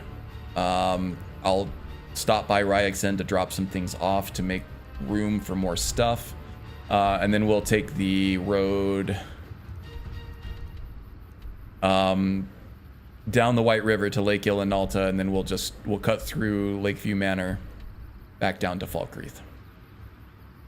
I did pick up Lakeview Manor off stream, and I'm using that to harvest Dragon's Tongue, Fly Amanita, and Mora Tapinella for just moneymaker potions that I can use for training, because training is getting very expensive now, and I need some kind of source of money that doesn't just involve looting dungeons and selling off what is hopefully high level gear. All right, we need Philia. Where did I leave her? That's not Philia. Where is our horse? Is she at the stables over here?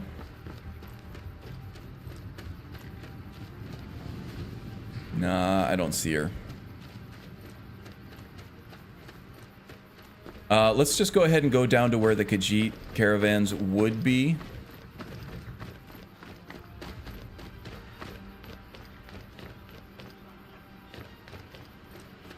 Way more sportsmanship still in college sports. Yeah, it's too much for me. The NFL is just a much more refined product in terms of like talent and everything. It's a lot easier to follow. College football games get chaotic. They lean a lot more on talent and athleticism, like pure talent and athleticism. And there's just a lot more skill in the NFL, so it's easier to follow and it's easier to watch. It makes more sense for my analytical brain. It's not as chaotic. So I enjoy watching the NFL more, personally. Nothing against people who like the college game, but I can definitely see that. There's a lot more passion. The passion... I think that the reliance on athleticism and talent kind of maybe shows through. It presents and manifests more as maybe passion. I don't think that there's a lack of passion in the NFL. I think it's just covered up by the fact that everybody knows exactly what they're doing and how to do it, so it looks a little more homogenous. You don't see people flailing around as much more, and that might read as a lack of passion, but I don't think that there is a lack of passion in the NFL. There is definitely more a respect for the dollar in the NFL, and that may or may not taint your vision of what you're seeing on the field. But yeah, I think just the skills are a lot more refined in the NFL than they are in college, and that might present as just people trying harder. People in the NFL are also trying to avoid injury a lot more. It is definitely more of a product than college football, which I can see how somebody would not like that. They have their product lives and dies by their superstars, and if their superstars are all injured all the time, then they have no product. You see the same thing in the NBA. It's not that they're not trying hard, it's just that they're also trying hard not to be injured and on the bench as the most marketable resource of this entity.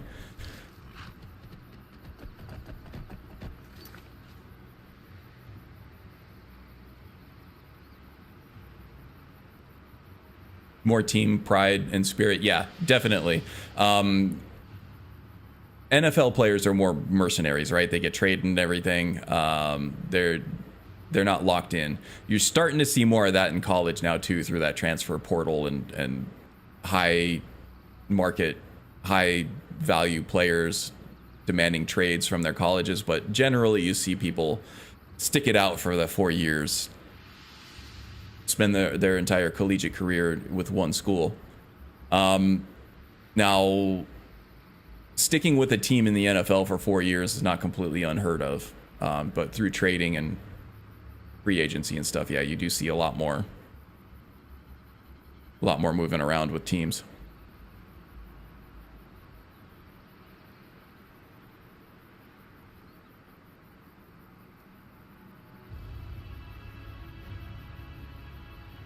You have the best pizza in the country. We do. I actually prefer American pizza to Italian pizza. Italian pizza is good. It's a different food. It's completely different. Magus's neck of the woods has some of the best pizza in the country too. Detroit has a good pizza. Scranton has a great pizza. And you can do well with, just cheap fast food pizza here too. Those from New York and Chicago haven't had real pizza.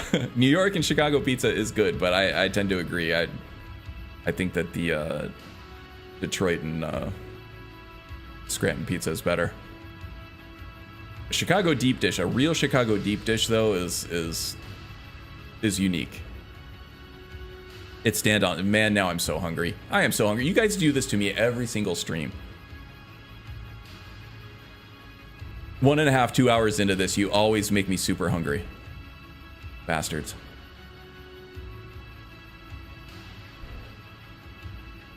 You got peeps liking me less for my comment about... Oh, I didn't even see your comment about the sports. Sorry.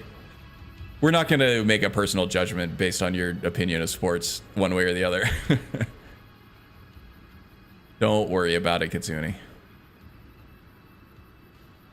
Dave Portnoy thinks it's a place in New Haven, huh? Everybody has their opinion on what the best pizza is. Number 3 or 4 for our buffalo wings here too. Kelly's. Kelly's has the best wings I've ever had. Good stuff. I was about to say that. Dope ass wings too. Yeah, buddy. Kelly's has a good crispy wing. Good sauce. AZ does have some really good pizza joints. People who come here from like the Scranton area though, they are usually disappointed with the pizza choices here, but I do really like it. There are a few places here that are really good, including some like more fast foody places too. Like Karn and I both played sports into our college days. I've been playing sports since I was 4 to 5. I'm playing literally any sport. Oh yeah, I love playing sports. The Wind, welcome. Good to see ya. Hope you're doing well this weekend. Flashing that giant pink hand at us. People don't know about PA pizza. It's so good. Yes, indeed. And the cheesesteaks. People know about the PA cheesesteaks a little more, but PA does have a mean sandwich. Mean hoagie. That you don't hear a lot about either. Solid pizza in Seattle too. Yeah, that one, I've been to Seattle several times. I don't know there are some mom and pop places that were pretty good, but it's more of just a traditional American pizza. I don't think they have too much identity to it. Order some pizza? I know. Dude, okay. So I've been in the gym. My big goal for this year, fitness-wise, was to bench press more than I weigh. At the time, I weighed like 232 pounds. Last week, I finally started bench pressing 235 pounds. It's not a max, it's just, you know, what I do with my normal sets. My gym time is my alone time. I don't want somebody spotting me. I need that sweet, sweet solitude sometimes. And I don't want somebody hovering over me while I'm working out. Anyway, I finally hit that 235 pound mark last week. And then I was like, all right, I did it. Goal accomplished. And then I stepped on the scale and yeah, that sucker read 248 pounds. I think I'm officially bigger than the average NFL player now. Oh God. So I've been keeping an eye on my diet. Now most of my fat percentage was basically the same as it was earlier in the year. So most of that is muscle. And those strength gains have to come from somewhere. They have to go somewhere, right? So I'm not feeling depressed about it, but I'm still trying to now try to get my weight down to kind of meet where my bench press is at. And yeah, it's hard. So I've been kind of watching my food. I've been eating a lot of chicken, counting my calories, making sure I get the protein, getting my macros right, making sure that the fat and carbs are hitting where my protein percentage should be at and everything. And I did have a double quarter pounder with cheese on Thursday. That was like my cheat meal of the week. So I don't know if I can do a pizza now too.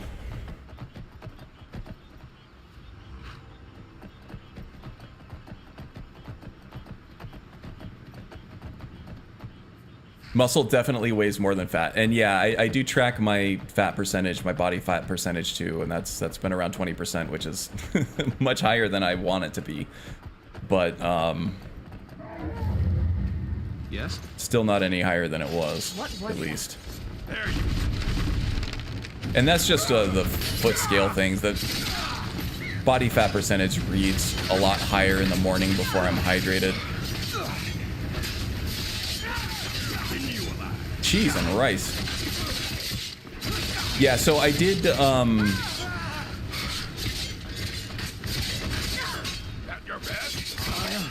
the zombies. Sorry, there's a lot of chaos going on here.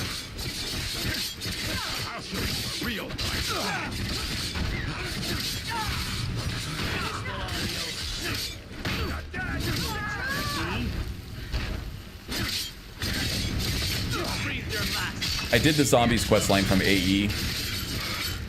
I'm going to enjoy this. Oh, that was a re-risen zombie. Okay. Oh my god. Okay, that was chaotic. Yeah, I did the zombie quest line from AE, and that unlocks random attacks from different zombies now in the different random encounter zones. So there's that.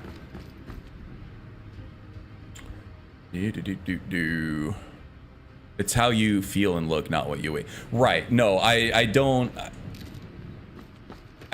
assign any kind of self-worth based on what I see on the scale. I only use that as a method for...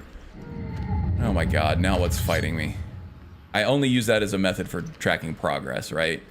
I don't need six-pack abs, right? I don't have any kind of self-esteem issues with the way that I look. I feel good. I'm able to go play intramural, like, sports every now and then. I'm happy with the numbers I'm putting up on the bar at the gym. And I still move around really well. My body is very healthy in a lot of ways. But I am always very big into improvement. And that's just another metric that I can use.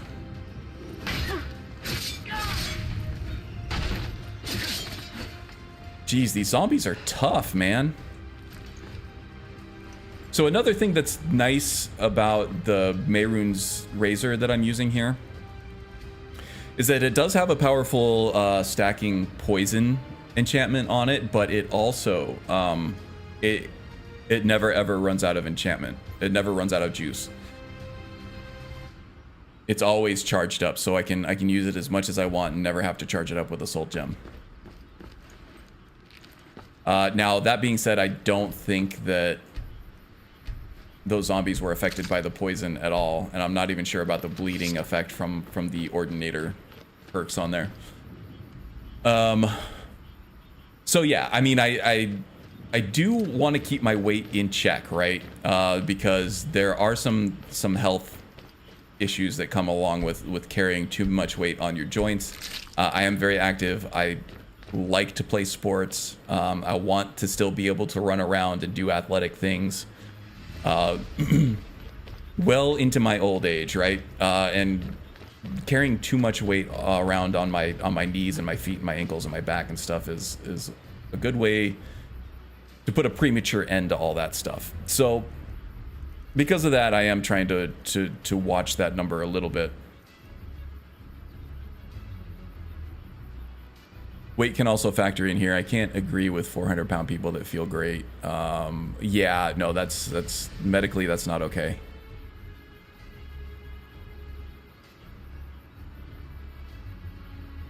Number on the scale is less important. Definitely. Yep.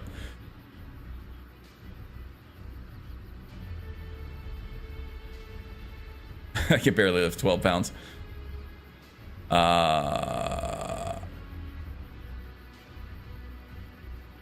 Yeah, I mean, obviously there's going to be physical limitations. If you have something preventing you from doing that, that's not normal restrictions that everybody else has. If I feel good in my clothes, look good in them, then that keeps me motivated to stay healthy. Absolutely.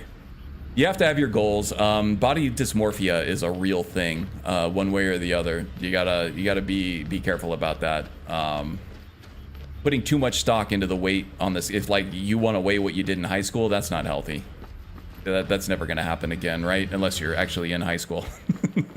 People naturally get heavier as they age, and there's not really anything you can do about it. The best you can hope to do is keep it in check. Make sure that your body fat percentage is okay. And as long as you're healthy and you're happy with how your clothes fit and you're happy with how you're moving around and everything, then yeah, there you go.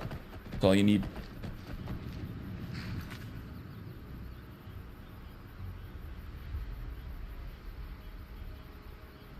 Under 280 and only 25?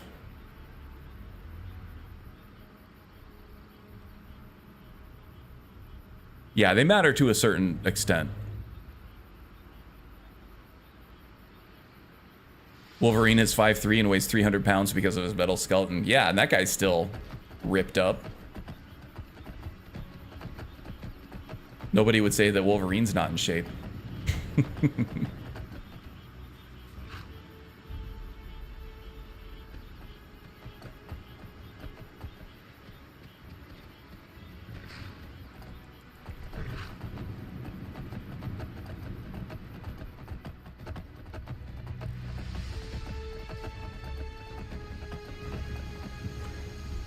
Okay, where are we going here? We got to make sure to, okay, right at the next fork and left at the next one to keep where I want to go. I don't think I'm going to be making the Hercine's hide thing. Maybe if I rush it, we can get there. But I don't think, I only have 40 minutes left in the stream here. I don't think...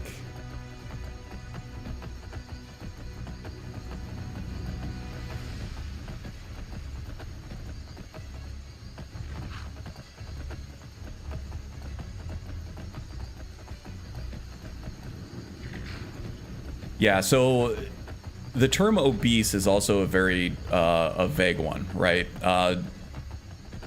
Technically, Wolverine would be obese. Obese, the technical definition of obese means that you're at a certain BMI. Every single bodybuilder in the world is obese. Most power lifters are obese. Most collegiate wrestlers at the heavyweight level are obese. Every heavyweight in UFC is obese. It's only at a certain percentage of weight to height ratio is what defines obese. It doesn't say anything about the fat content on your body, you know, what your blood sugar levels are at, anything like that. So obesity being healthy is, or unhealthy is kind of a meaningless statement one way or the other. And that's also why there's too much emphasis put on weight, when you should be looking at muscle mass percentage versus, you know, body fat percentage. And even what's healthy in that concern is completely based on that person's own body chemistry. Somebody's vitals can completely check out at, like, you know, 60% body fat, and you can be healthy and mobile for 100 years and you'll be fine. Whereas somebody with a different body structure and a different body chemistry will have a much harder time with that. But, you know, I totally get what you're saying, Magus. There are mechanical things that go wrong. You're just as bad as the rest of them. With having too much weight on your joints, and that's what I'm trying to avoid.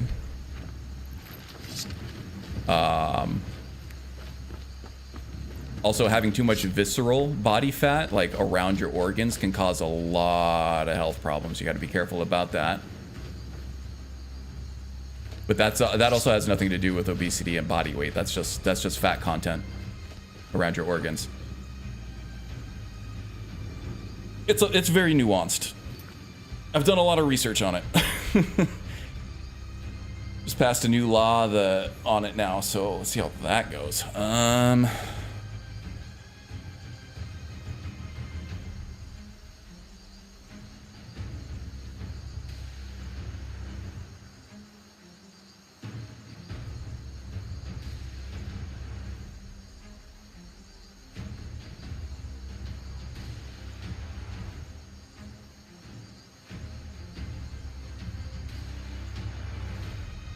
Yeah, okay. I think we need to, I hate to stifle any kind of communication at all, but if we're making people feel bad, then that's not okay.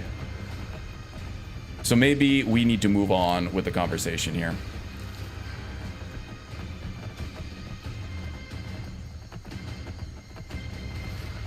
Sorry about that, guys. Emperor Lorcan, welcome, welcome.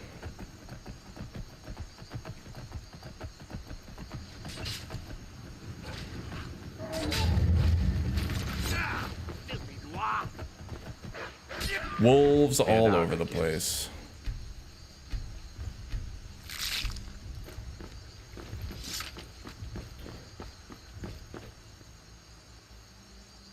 But speaking of pizza, I'm still really hungry.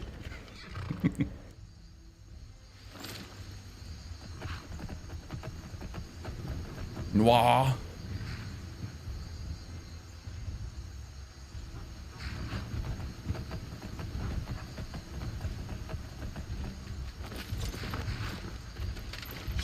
Okay, is this gonna explode? I mean, if these giants are cool with these merchants. All right, look at that. Everybody's getting along. See, it's possible.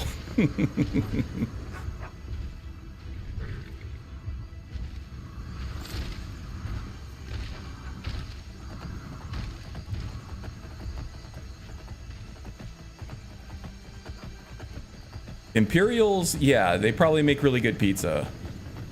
So, pizza probably comes from Cyrodiil, right? The Imperials, because they're supposed to be based off of Rome. I feel like I saw a saber cat. Yep, there we go. Oh, nice. Oh, are you coming after me now? Ah, more zombies. Okay. Cheese and rice. I feel like the saber cat is not going to last long against these zombies.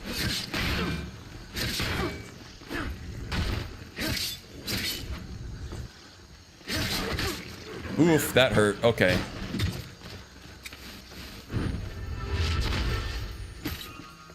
Stuck on a log. Ugh. Okay. That's one thing that BGS games, not the only thing, but one thing that BGS games have that is extremely infuriating compared to other games is just getting hung up on tiny pieces of terrain. Oh god, there are way too many of these guys.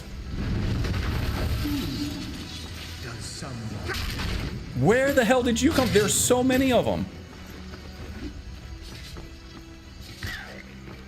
All right, you a-holes.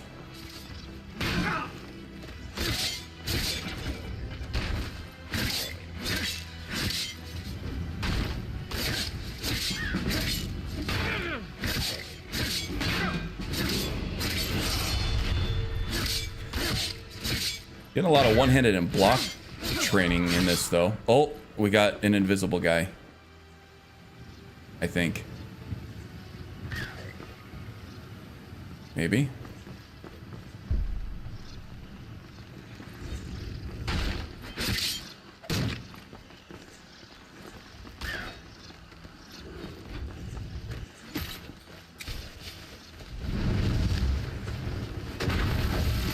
I sense a presence.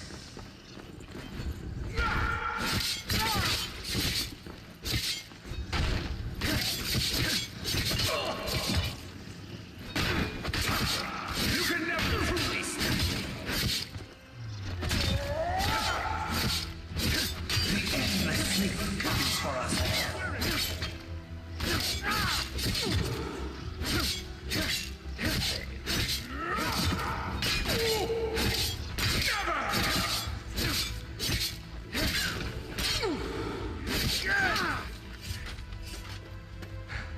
Oh, wow. That was intense.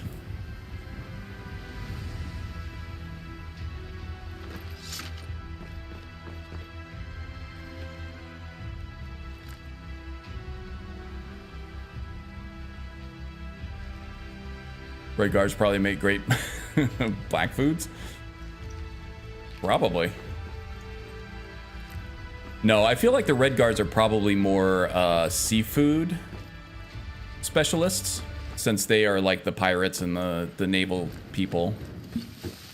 And since they come from a desert, they probably don't have a lot of like land food. So it's probably a very seafood based diet. I'm thinking more like Japanese style for the red guards, honestly, based on the lore.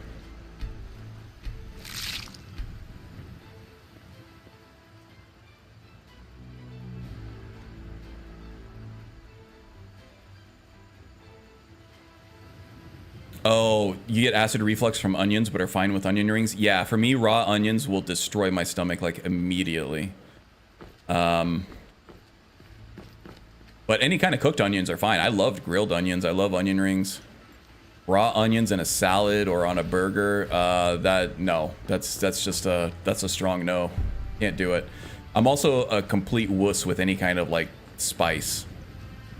I like flavor spice, right? Like, you know, paprika isn't bad. That's not too like hot spicy. It's the heat spice that gets me.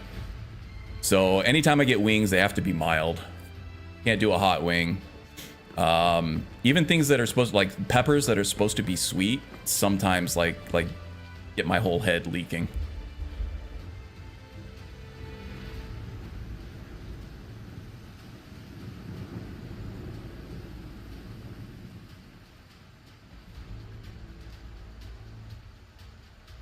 Red guards are more like the people of Africa and American South. I don't know.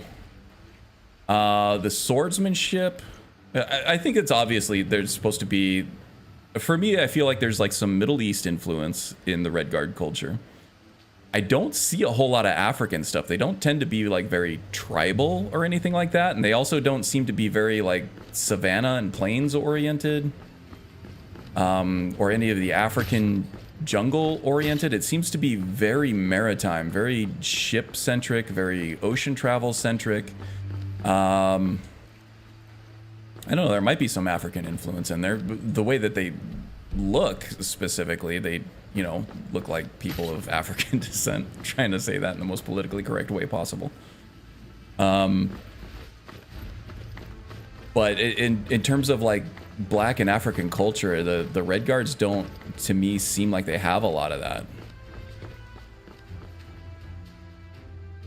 And of course, this is spoken as a lifelong white guy from North America, so I just may not know. I may be completely ignorant to any kind of other influence that they might have, but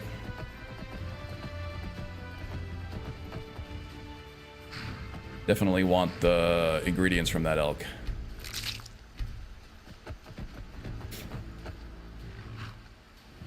But I think a lot of the Yokurin culture and everything is very Japanese based. The Akaviri stuff, yeah, for sure.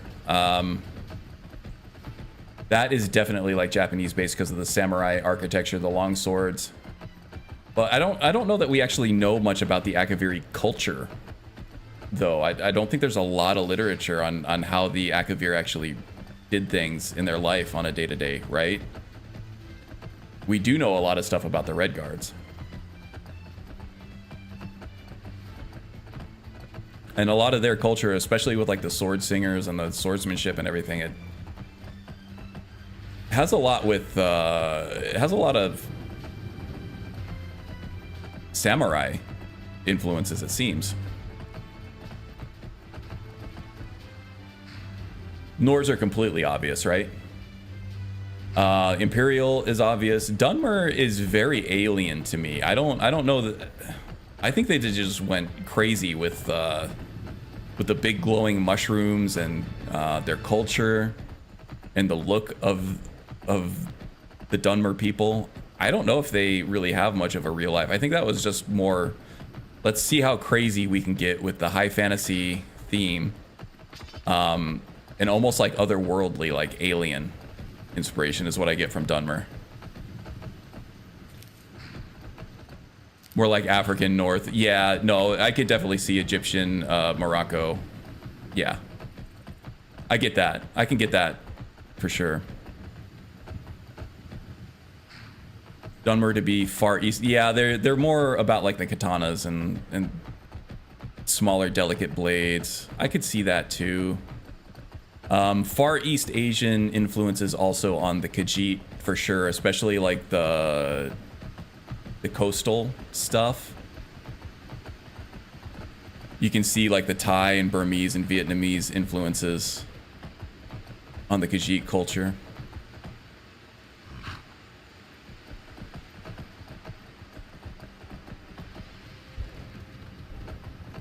Thanks for clarifying that I've been a life. Yeah. I mean, there's a certain amount of shelter and stuff that comes from that, so I'm not presuming to know any more than I do about other people's cultures.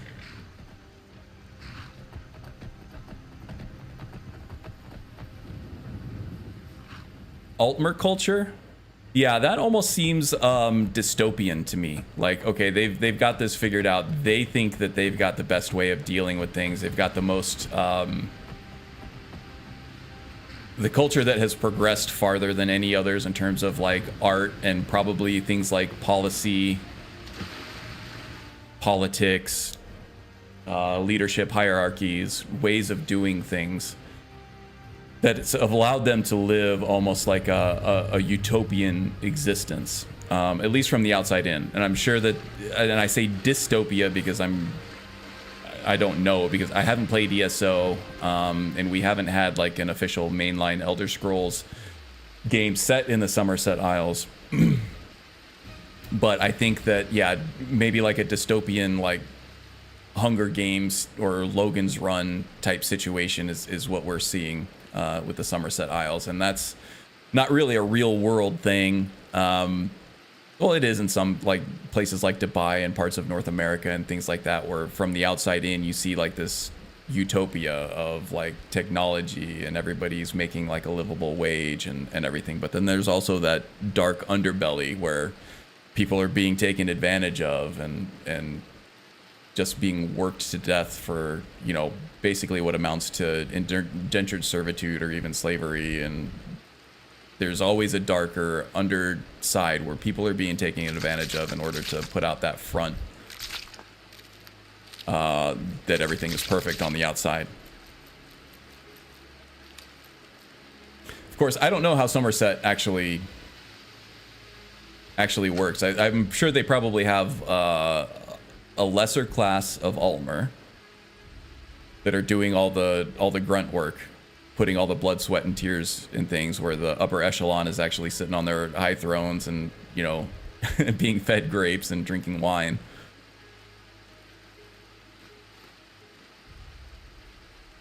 The Altmer have that way of thinking mostly because of religious regions. Supposedly, Ariel himself taught him to pursue perfection and everything till he ascended. Okay. So their holier than thou, better than thou attitude comes from their religion. I can see that. But also undertones of, like, the Roman Empire, like, especially like the Holy Roman Empire, trying to push their beliefs on everybody else through the Crusades and things like that, because they're so convinced that they have the right way of doing things that now they're going to force everybody else to do it. Canadian for sure.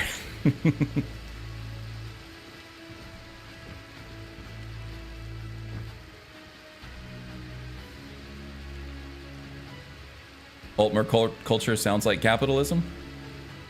A little bit, although I would say the Imperials more than, and the Bretons probably more than anybody have leaned into the capitalist ways more than in any other society.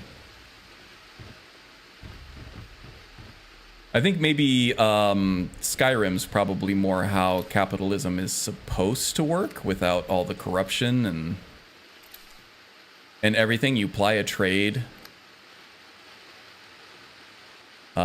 Everybody gets paid really well. Like, even people chopping firewood in Skyrim get paid a more than livable wage. You provide a service, you get paid a fair compensation for it. That's pleasant. Okay.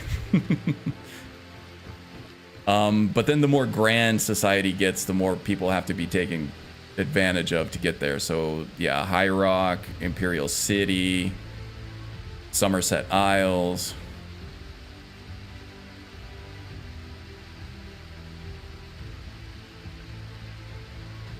And yeah, their society has castes. Top are the royal family and the officials, followed by the sages and artists, then craftsmen, then traders, then farmers, and simple peasants. Are we still talking about Somerset here? Altmer. I could see that happening, because you still need that stuff. You need the agriculture, you need the people working on the plumbing and the sewage systems.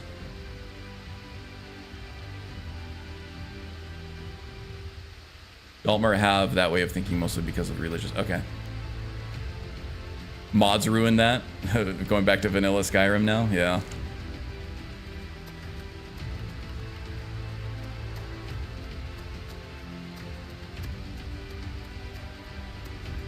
Theocracy based, I'll get behind that.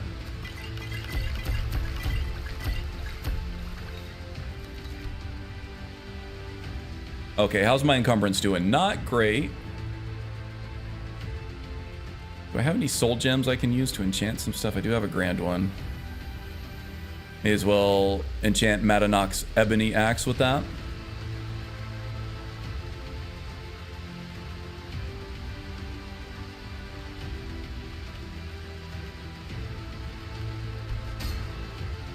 Helps a little bit. I can sell that off whenever I get a chance. Let's see, is there anything else that I'm lugging around that I don't need to? Maybe those raw goat legs I don't need. They're kind of heavy.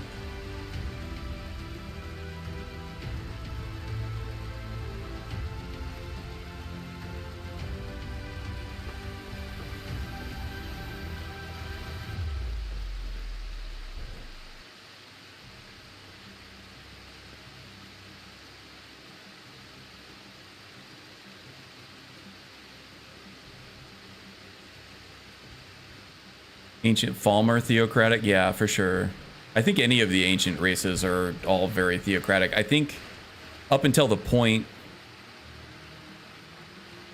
where the humans started like revolting against yeah, so there you go, Haster, until the Night of Tears. I think until even like the times of Saint Alessia and stuff like that, when the humans started making their play for being like more the powerful race, the powerful entity of Nirn is everything was probably theocratically based. When humans took over, you know, they kind of got rid of the whole slavery thing that the ancient elves were imposing on them. And things became less theocratic and more like economy based, I would say.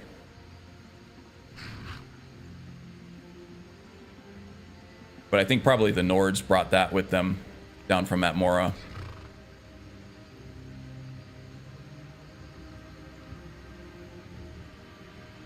Ancient Falmer were monarchy based? That's interesting.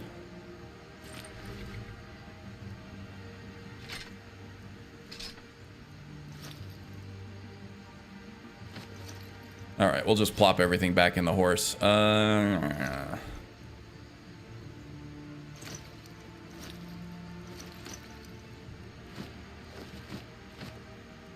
Manage all this off stream.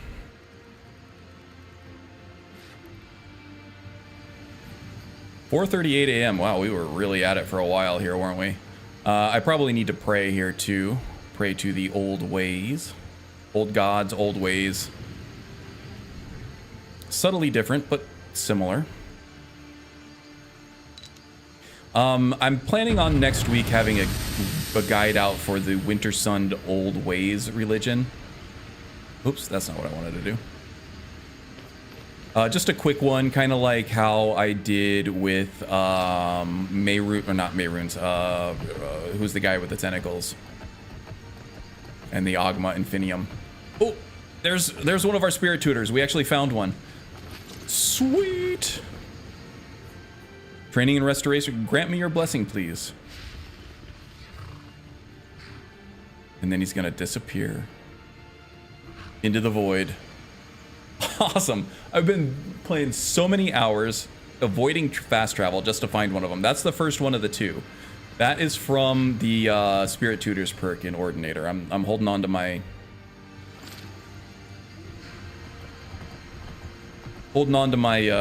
level up just in case I need it though. Or Maes Mora, that's the one I'm thinking of. Man, my brain gets all tied up trying to think of too many things at once.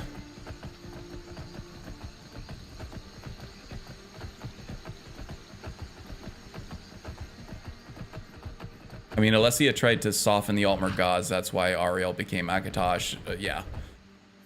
Yep. They're all kind of derivative versions of the... well, not all of them, but most of them are derivative versions of Elven deities. Some of them came from Nord culture. Some of them are mix-matched versions, like hybridized versions of the two. It's kind of fascinating, actually. If you take a theologian's approach to Skyrim.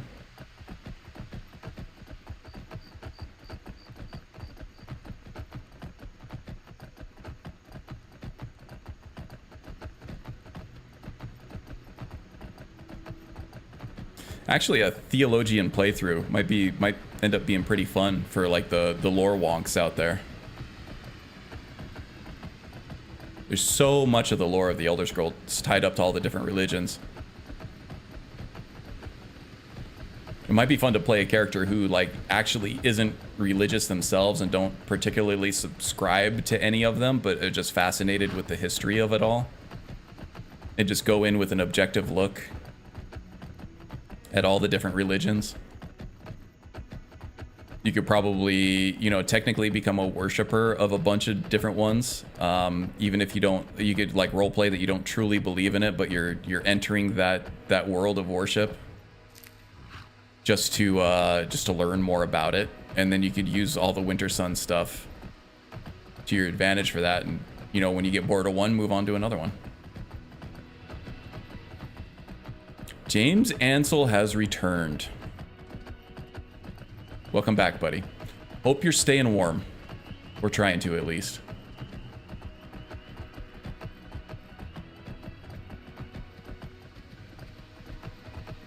Hermamora in the Nordic lore is actually a challenger god and also deceiver, so you have to appease him or face your doom. Very cool. We have a spirit ghost, spirit wolf coming after me. No, he's just sitting there. I wonder if maybe I just got challenged by a slaughterfish or something. Any red dots? Yeah, there's one up here.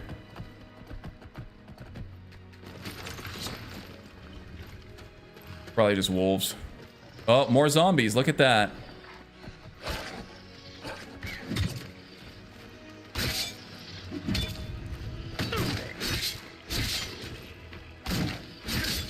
Okay, those ones are a little easier to beat, at least.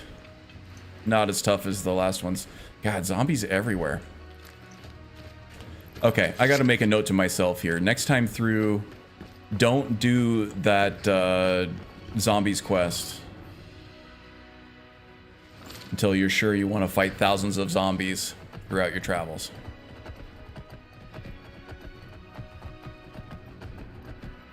Where's Pine Watch? I missed it. Okay, it's up here.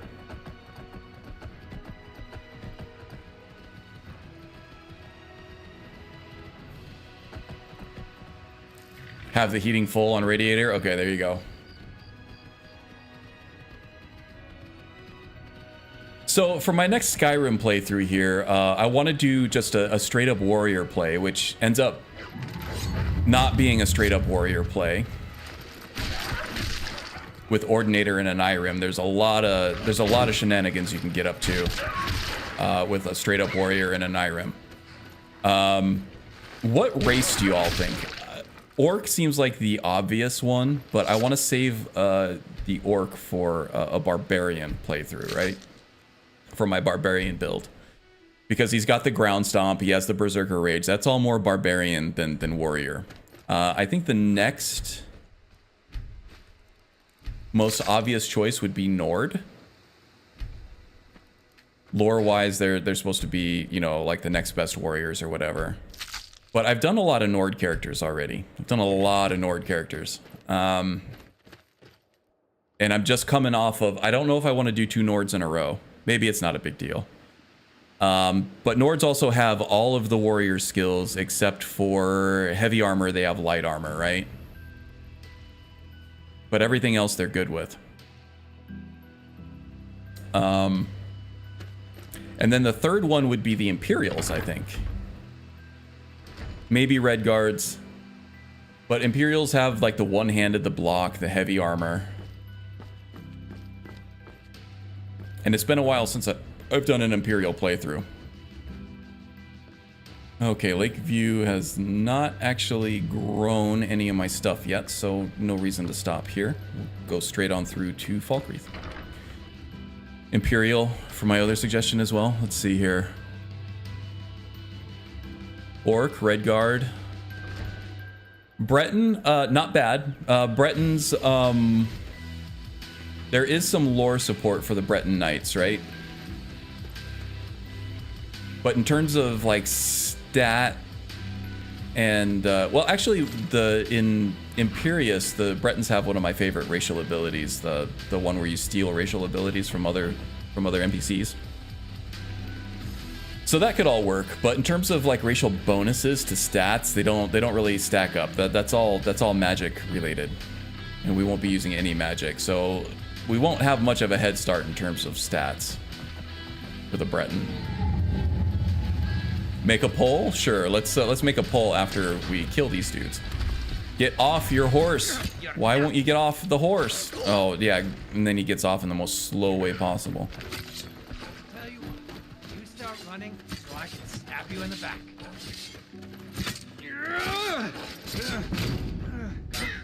Regular old bandits. Nothing doing. Why won't he's gonna be invulnerable until he stands up and resets his animation. Because he fell out of the kill cam. Someone else? Too easy. Stupid bandits didn't know what hit them.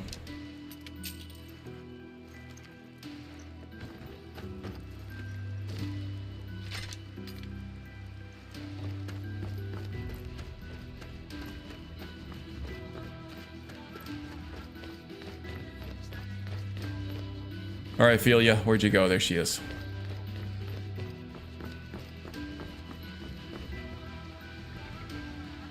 I am biased. Altmer's spell sword. Yeah, that would be great, but Altmer's got another one of my favorite Imperious racial abilities too in the contingency.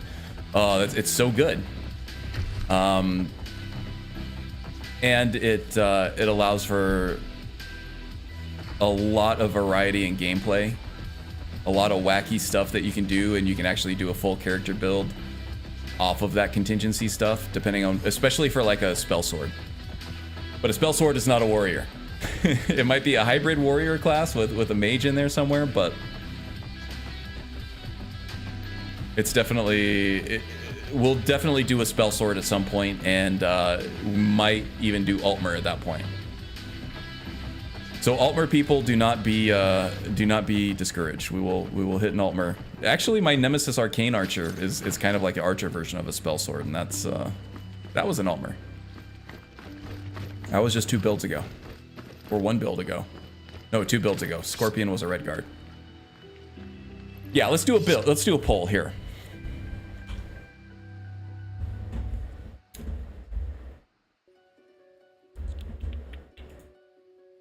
Participants.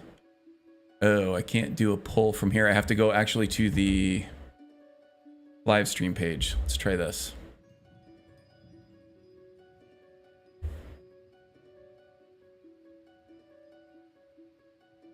Engage with your audience. Can I do that from here?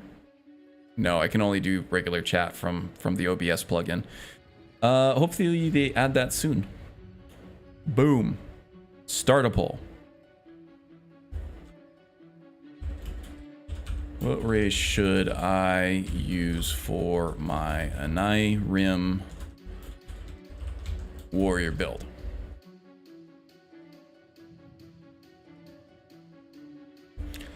We're gonna go, I'm gonna put Orc in there because, you know, no, actually I'm gonna leave Orc off because I'm not gonna be able to do an Orc warrior without using Ground Stomp, and Ground Stomp and Berserker Rage are gonna be very, very key to my barbarian, so I'm leaving Orc off of it.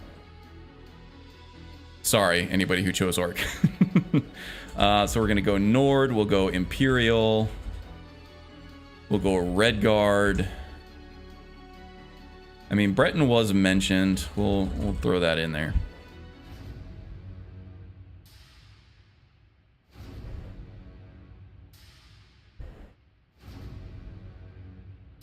Yeah, I can't really think of anybody else. None of the Elven races really do that. Actually, I'm gonna take Breton out. I'm gonna put Argonian in there. That's even still more of a... Argonian has some very interesting things for a warrior and on an Irem, but that's not like your prototypical race for a warrior, right? Include Summer Mist for Altmer, you mean? Oh, I see. I'm talking about it. Start as a merc, come to find out you have ancient ancestors that were Ansei. Ooh.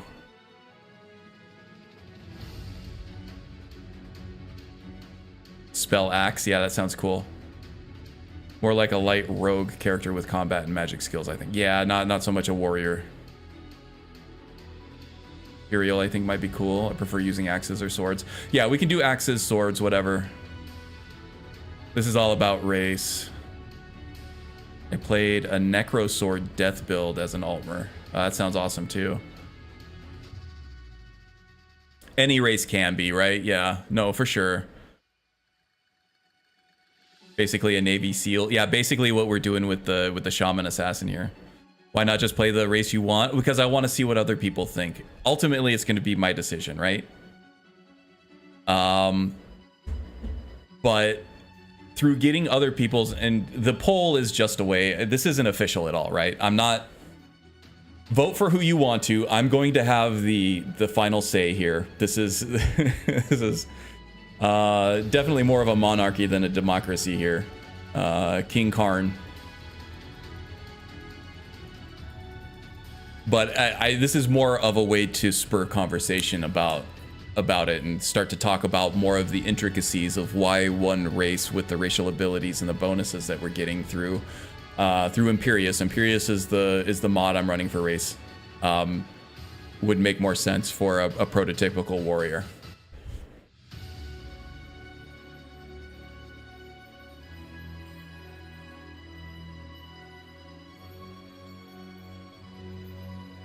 I'm voting Argonian since they're my favorite race anyway. There you go, cool.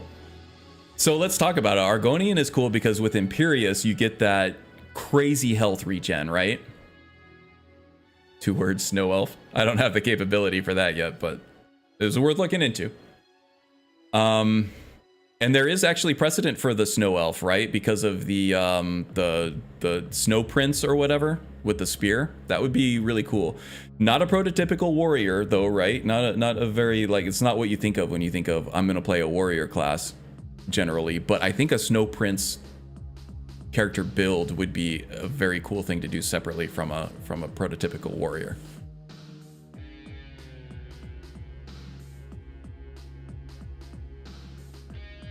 Can't see the poll? It's definitely up there. People have been voting on it. I don't know why you can't see it.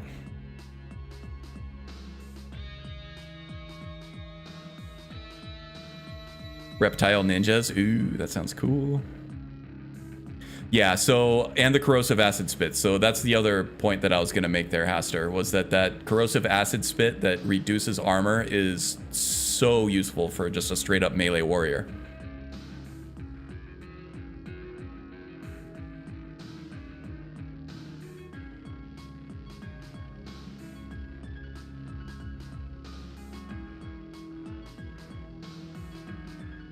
The ivory glass weapons. Yeah, that would be cool. We would have to put... oh man, now you guys got me thinking. Argonian. It's not a prototypical warrior, right? Oh wow, we got a 3-way tie between Nord, Imperial, and Argonian. That's crazy. And somebody putting in for some Redguard there. Redguard's cool. They're kind of more of a nuanced warrior though. They could be a straight up warrior. I mean, the Ebony warrior is Redguard.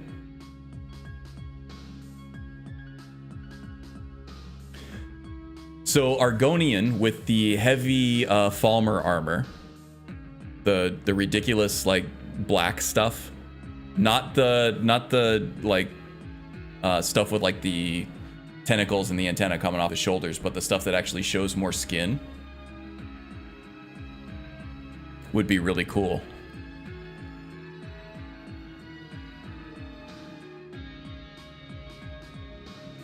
But that's also more of a specialized warrior. I kind of want to save that for its own build now. That sounds really, really awesome.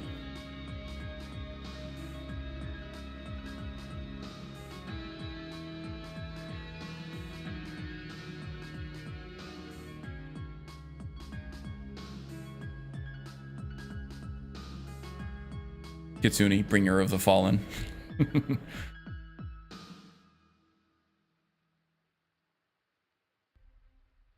Not the hardened, because for the Argonian warrior, if he's doing heavy armor, I like the thought that maybe having it more piecemeal and open on the joints would create more maneuverability for Argonians being more agile warriors.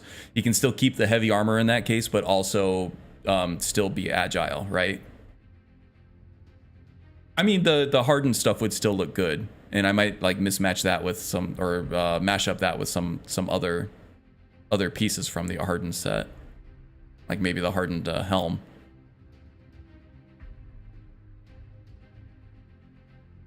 Choosing Imperial. Okay, that would put Imperial above the Nord, but behind the Argonian. People are loving this Argonian idea. All right, I got some things to think about here, folks. Is there a mod for medium armor? Just throwing out suggestions. No, there isn't. Well, there might be. How about light bone mold one? Is that still heavy armor though? The bone mold would fit well. I kind of like a darker hue to it though. Oh, you meant to pick the red guard? Yeah, red guard's running behind. Oh, now Nord and Imperial are... You know what, I wonder, maybe the Ebony Warrior was sent to Sovngarde. Since the Ebony Warrior was sent to Sovngarde, maybe the Dragonborn was also allowed passage into it because he was worthy since he's of Dragon Blood Soul. The Ebony Warrior can the Ebony Warrior shout? I thought that he could. Maybe not. By weight, like in Morrowind? Yeah, I'm not sure. Well, that you kind of have armor that is light armor, but is kind of heavy looking. Like the glass armor is a little heavier. Dragon scale armor definitely looks like a little heavier for light armor. I would probably classify that as medium. I never actually really played Morrowind, so I don't know if I'm even making sense to you right now. Yeah, that's true. Baron does ask you light, medium, or heavy. And the difference between the medium and the light is that for the Imperial armor, you just get the straight up leather stuff. And for the medium, you get the chainmail stuff. But it's still just classified in the game as light armor.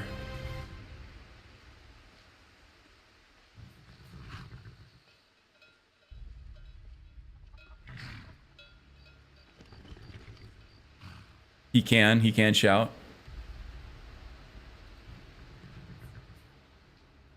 He might have dragon blood. He's definitely strong enough to.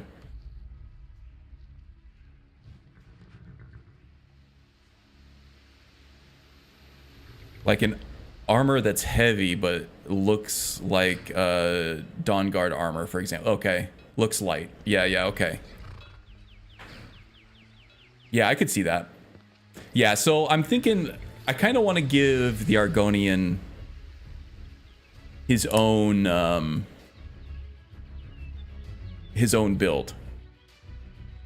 I think this Argonian idea deserves its own thing, kind of like a nightmare warrior or something that just goes completely dark with all the scary stuff, almost like a Lovecraftian type thing. He's pretty much a pure warrior, but he leans into some of the more fear-based aspects of things, and using the Falmer heavy armor would fit in with that.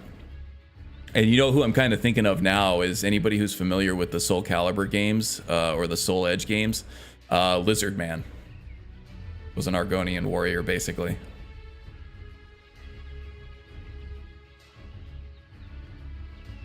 I'm gonna go ahead and end this poll now.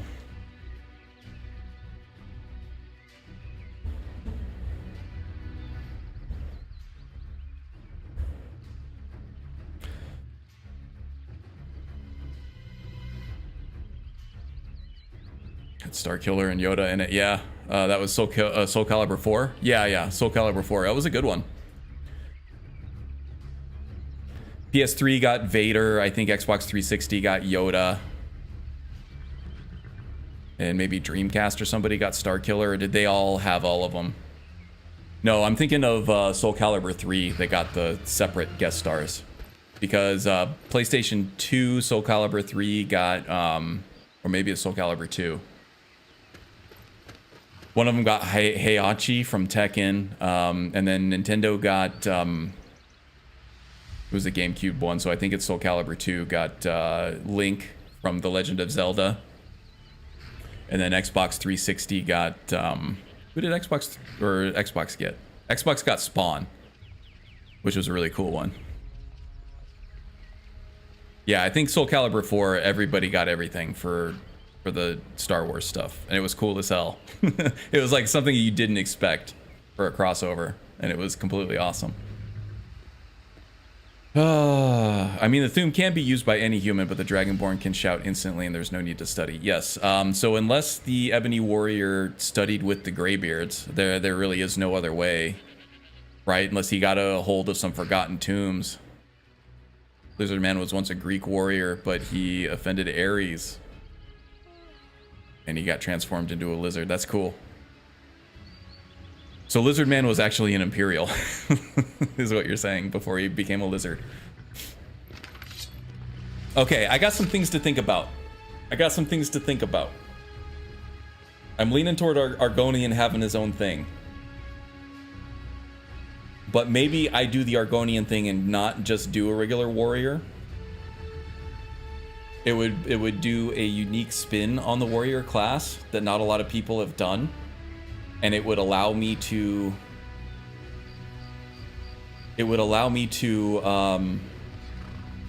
learn all of the basic warrior stuff, but with a unique sort of wrapper on it, I guess, with a unique toolkit in it. So the goal for me with this warrior build is going to be to learn to get completely and totally familiar with the basics of an Anirim warrior, right? So I wanted to keep it as basic as possible in terms of what you would expect a warrior to be, but also really explore the intricacies of what Anirim adds to it in terms of like the face of death from the heavy armor stuff and the different Andromeda stones and things that you could do with that to help aid classic warrior gameplay.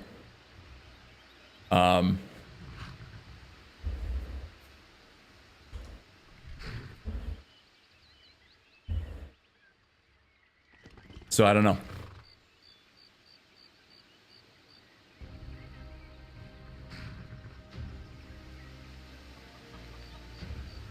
Early 1500s.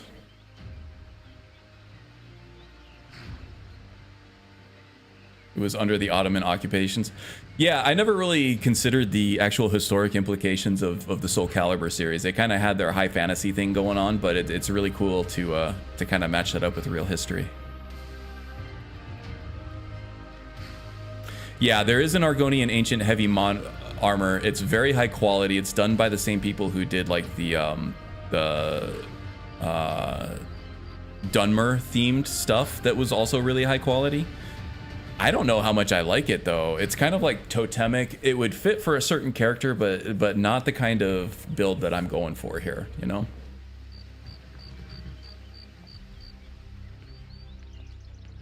Delve into alchemy for healing and buffs perhaps with the liver.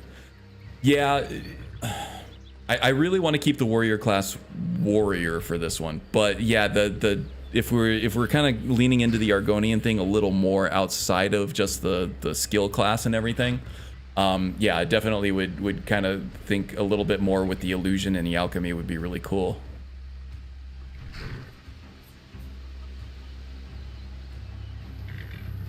Armors of the Velothi is the one, yeah. And the same person who made that Argonian heavy one that you're talking about. And it's super high quality.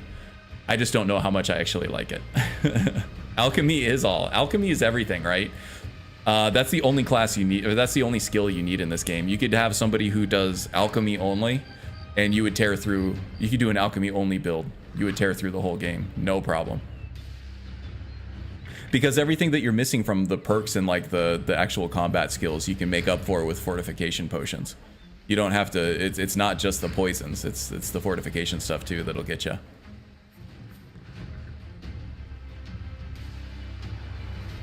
Yeah, no, that's good. If we're thinking poison based with poison spells and everything, then we're kind of thinking something other than just a warrior, right? We're thinking of this Argonian sort of dark nightmare warrior and not just a warrior. So now I got to think between, you know, do I want to go the Argonian route and completely make a new, completely unique build out of this, or do I want to do an Argonian as a classic warrior? Argonians have their racial class. I'm suggesting is all for like being a field medic to heal yourself out in the field. Yes, indeed. Just lean into, you know, both the poison and the resiliency of an armor. Yeah, do like an Argonian race build.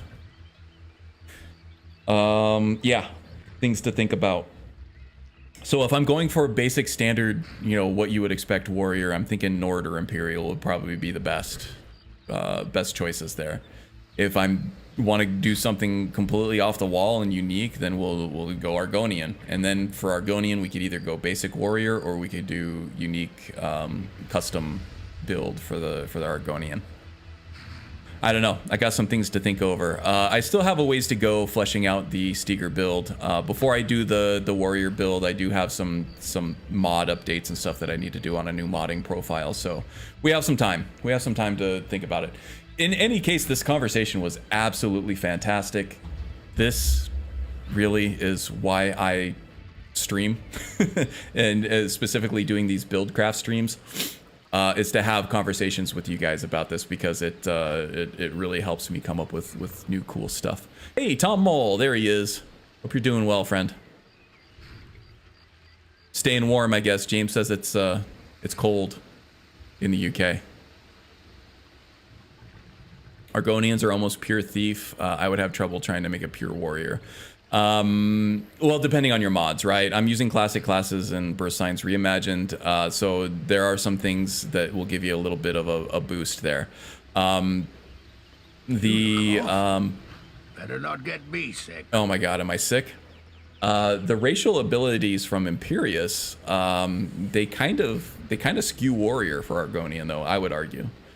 The increased health regen you get, the farther your health goes down. So like the less percentage of health that you have, the more your health will actually regen, which is extremely powerful for a tanky build of any kind, especially on legendary difficulty, because you're going to lose health really quickly when you get hit. So anything that adds to the tankiness would be great. And also the armor rating reduction you get from that acid spit is also kind of a melee warrior type thing too. So yeah, I think classically, lore-wise, Argonians they do skew more rogue, thief, assassin type playthroughs, right? But this being a Bethesda game, I think we can shape him in many different ways. Especially through Anirim, you can look at a specific aspect of any one of these overhauls and make a build off of it that's unique.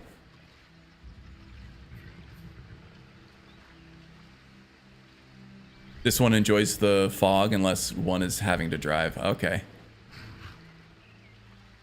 Down south, it's only -2 Celsius. That's pretty cold. Yeah, but Argonians are usually, they play the pariah, right? The beast classes, all the beast classes do. You can even include orcs in that. So they tend to be a little more thievy, trying to stay out of the limelight. But it's just that dichotomy between, okay, the Argonian is supposed to be a thief, but I'm playing as a warrior. That dichotomy alone kind of makes it a more interesting build, in my opinion. Ideas, I got ideas. Up in Scotland, this one here is it got to -10 Celsius. That is very... I hope Haggis Hunter and Laughing Simon are doing well. Haggis is actually he's a mailman too, working the graveyard shift, so I don't know if that's better or worse. I don't think they have him out and about on a graveyard shift. I thought he was working with the postal system there. He had like delivery routes and stuff. So I hope he's staying okay. Only gonna get colder at night. Argonians make fantastic warriors if you look at their history. Yeah, invading Morrowind was a big one.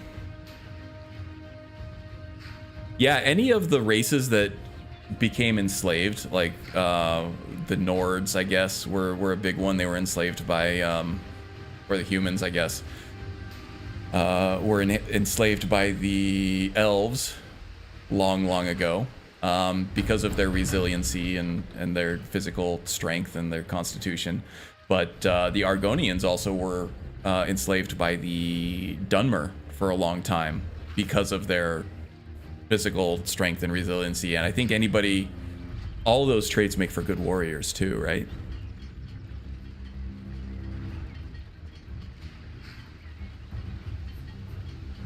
Thinking more along the natural or racial skill boosts. Yeah, I get what you're saying.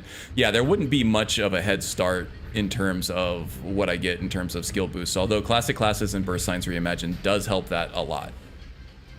That'll get me back up to speed with the regular warrior skills.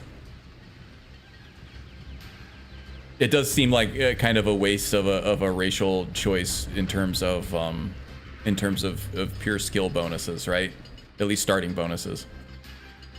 But that really only matters for the first 5 levels or so, I would say.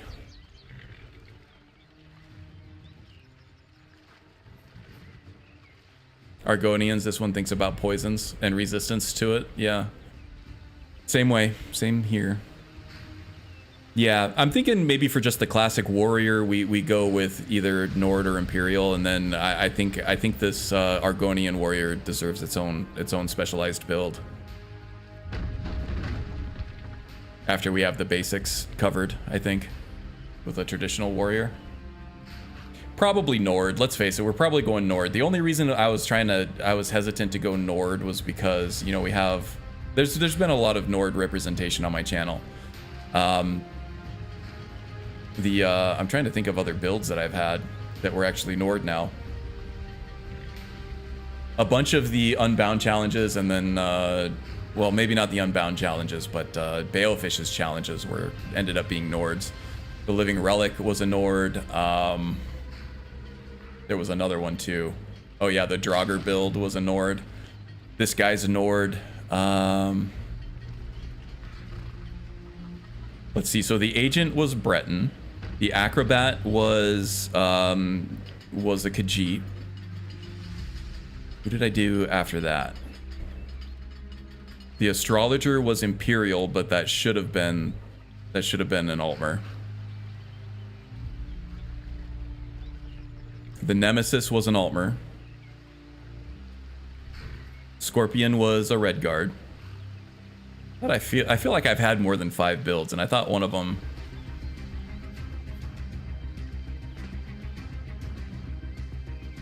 Custom race.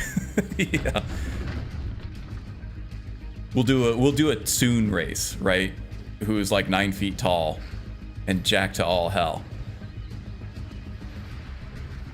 Do a Dremora, nice. Dremora would make a great warrior build, actually.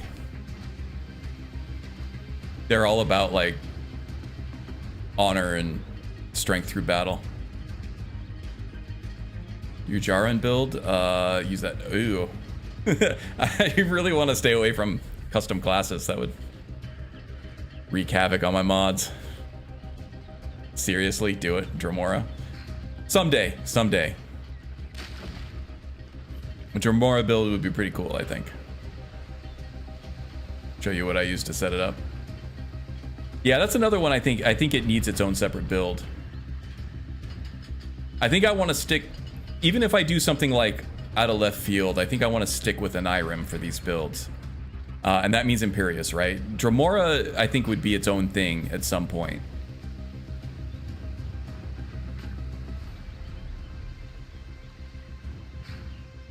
But they're in the lore, and change your mods up already. Yeah. No.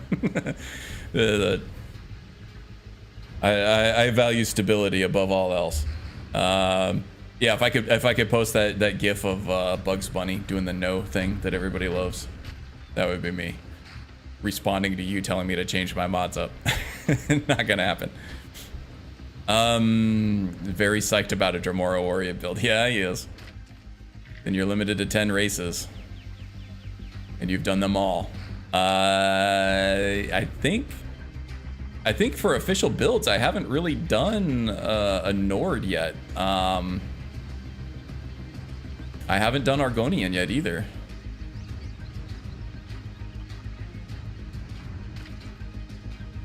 I did do the Argonian Ashlander though. That wasn't really a build guide, but that was one of Balefish's challenges. It's just as stable as in an Irem setup. Go Argonian. I feel like Magus is getting frustrated. He's like, do it. Do what I say. And I'm just like, I don't know. I'm just waffling between the two. I feel like Magus values decisiveness. And I am exhibiting the exact opposite of that. Nord Battle Mage. Clever Man build would be really cool. Oh yeah, no, I'm not thinking about, I'm thinking about stability of a mod list that I can use for years and years and years instead of changing stuff up every single time like someone I know. Pick something and stick to it, you know? Damn it. Doing a whole new world every single time. Come on, man. No, you know I kid. You know I kid. Okay, guys. I think this is a good place to stop it. I am 22 minutes over my window here that I set up for myself, so I think we made it to Falkreath. I need to do the Savior's Hide. I know I'm gonna hate the way that the Savior's Hide looks, but I do want to see the enchantments on it anyway. Bloodthorn is one that I do really want to get, so maybe next time we'll do the Hag's End to go get that. Setting up 1,500 mods in 15 hours is easy. Speak for yourself. It took me almost 2 weeks to put together this Nulvis guide, and I left a lot of stuff out of it purposely because I didn't want it. And that's, you know, alongside a day job and social obligations on the weekends and stuff like that. It's wish I had more time for Skyrim sometimes, but on the other side of the coin, I'm glad I don't. Deserves a Bugs Bunny no. Yeah, indeed. Setting up 500 mods in 15 hours is not easy. Magus, you're special. You mod faster than anybody else I know, which is a compliment. You also go out and do things. Yeah, sure. Trade with you in a heartbeat.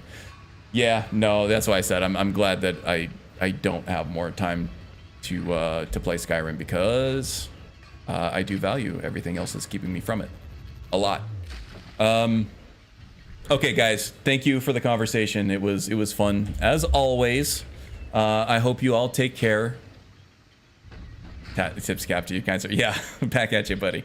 All love, all love. Yeah, so until next time, you guys take care.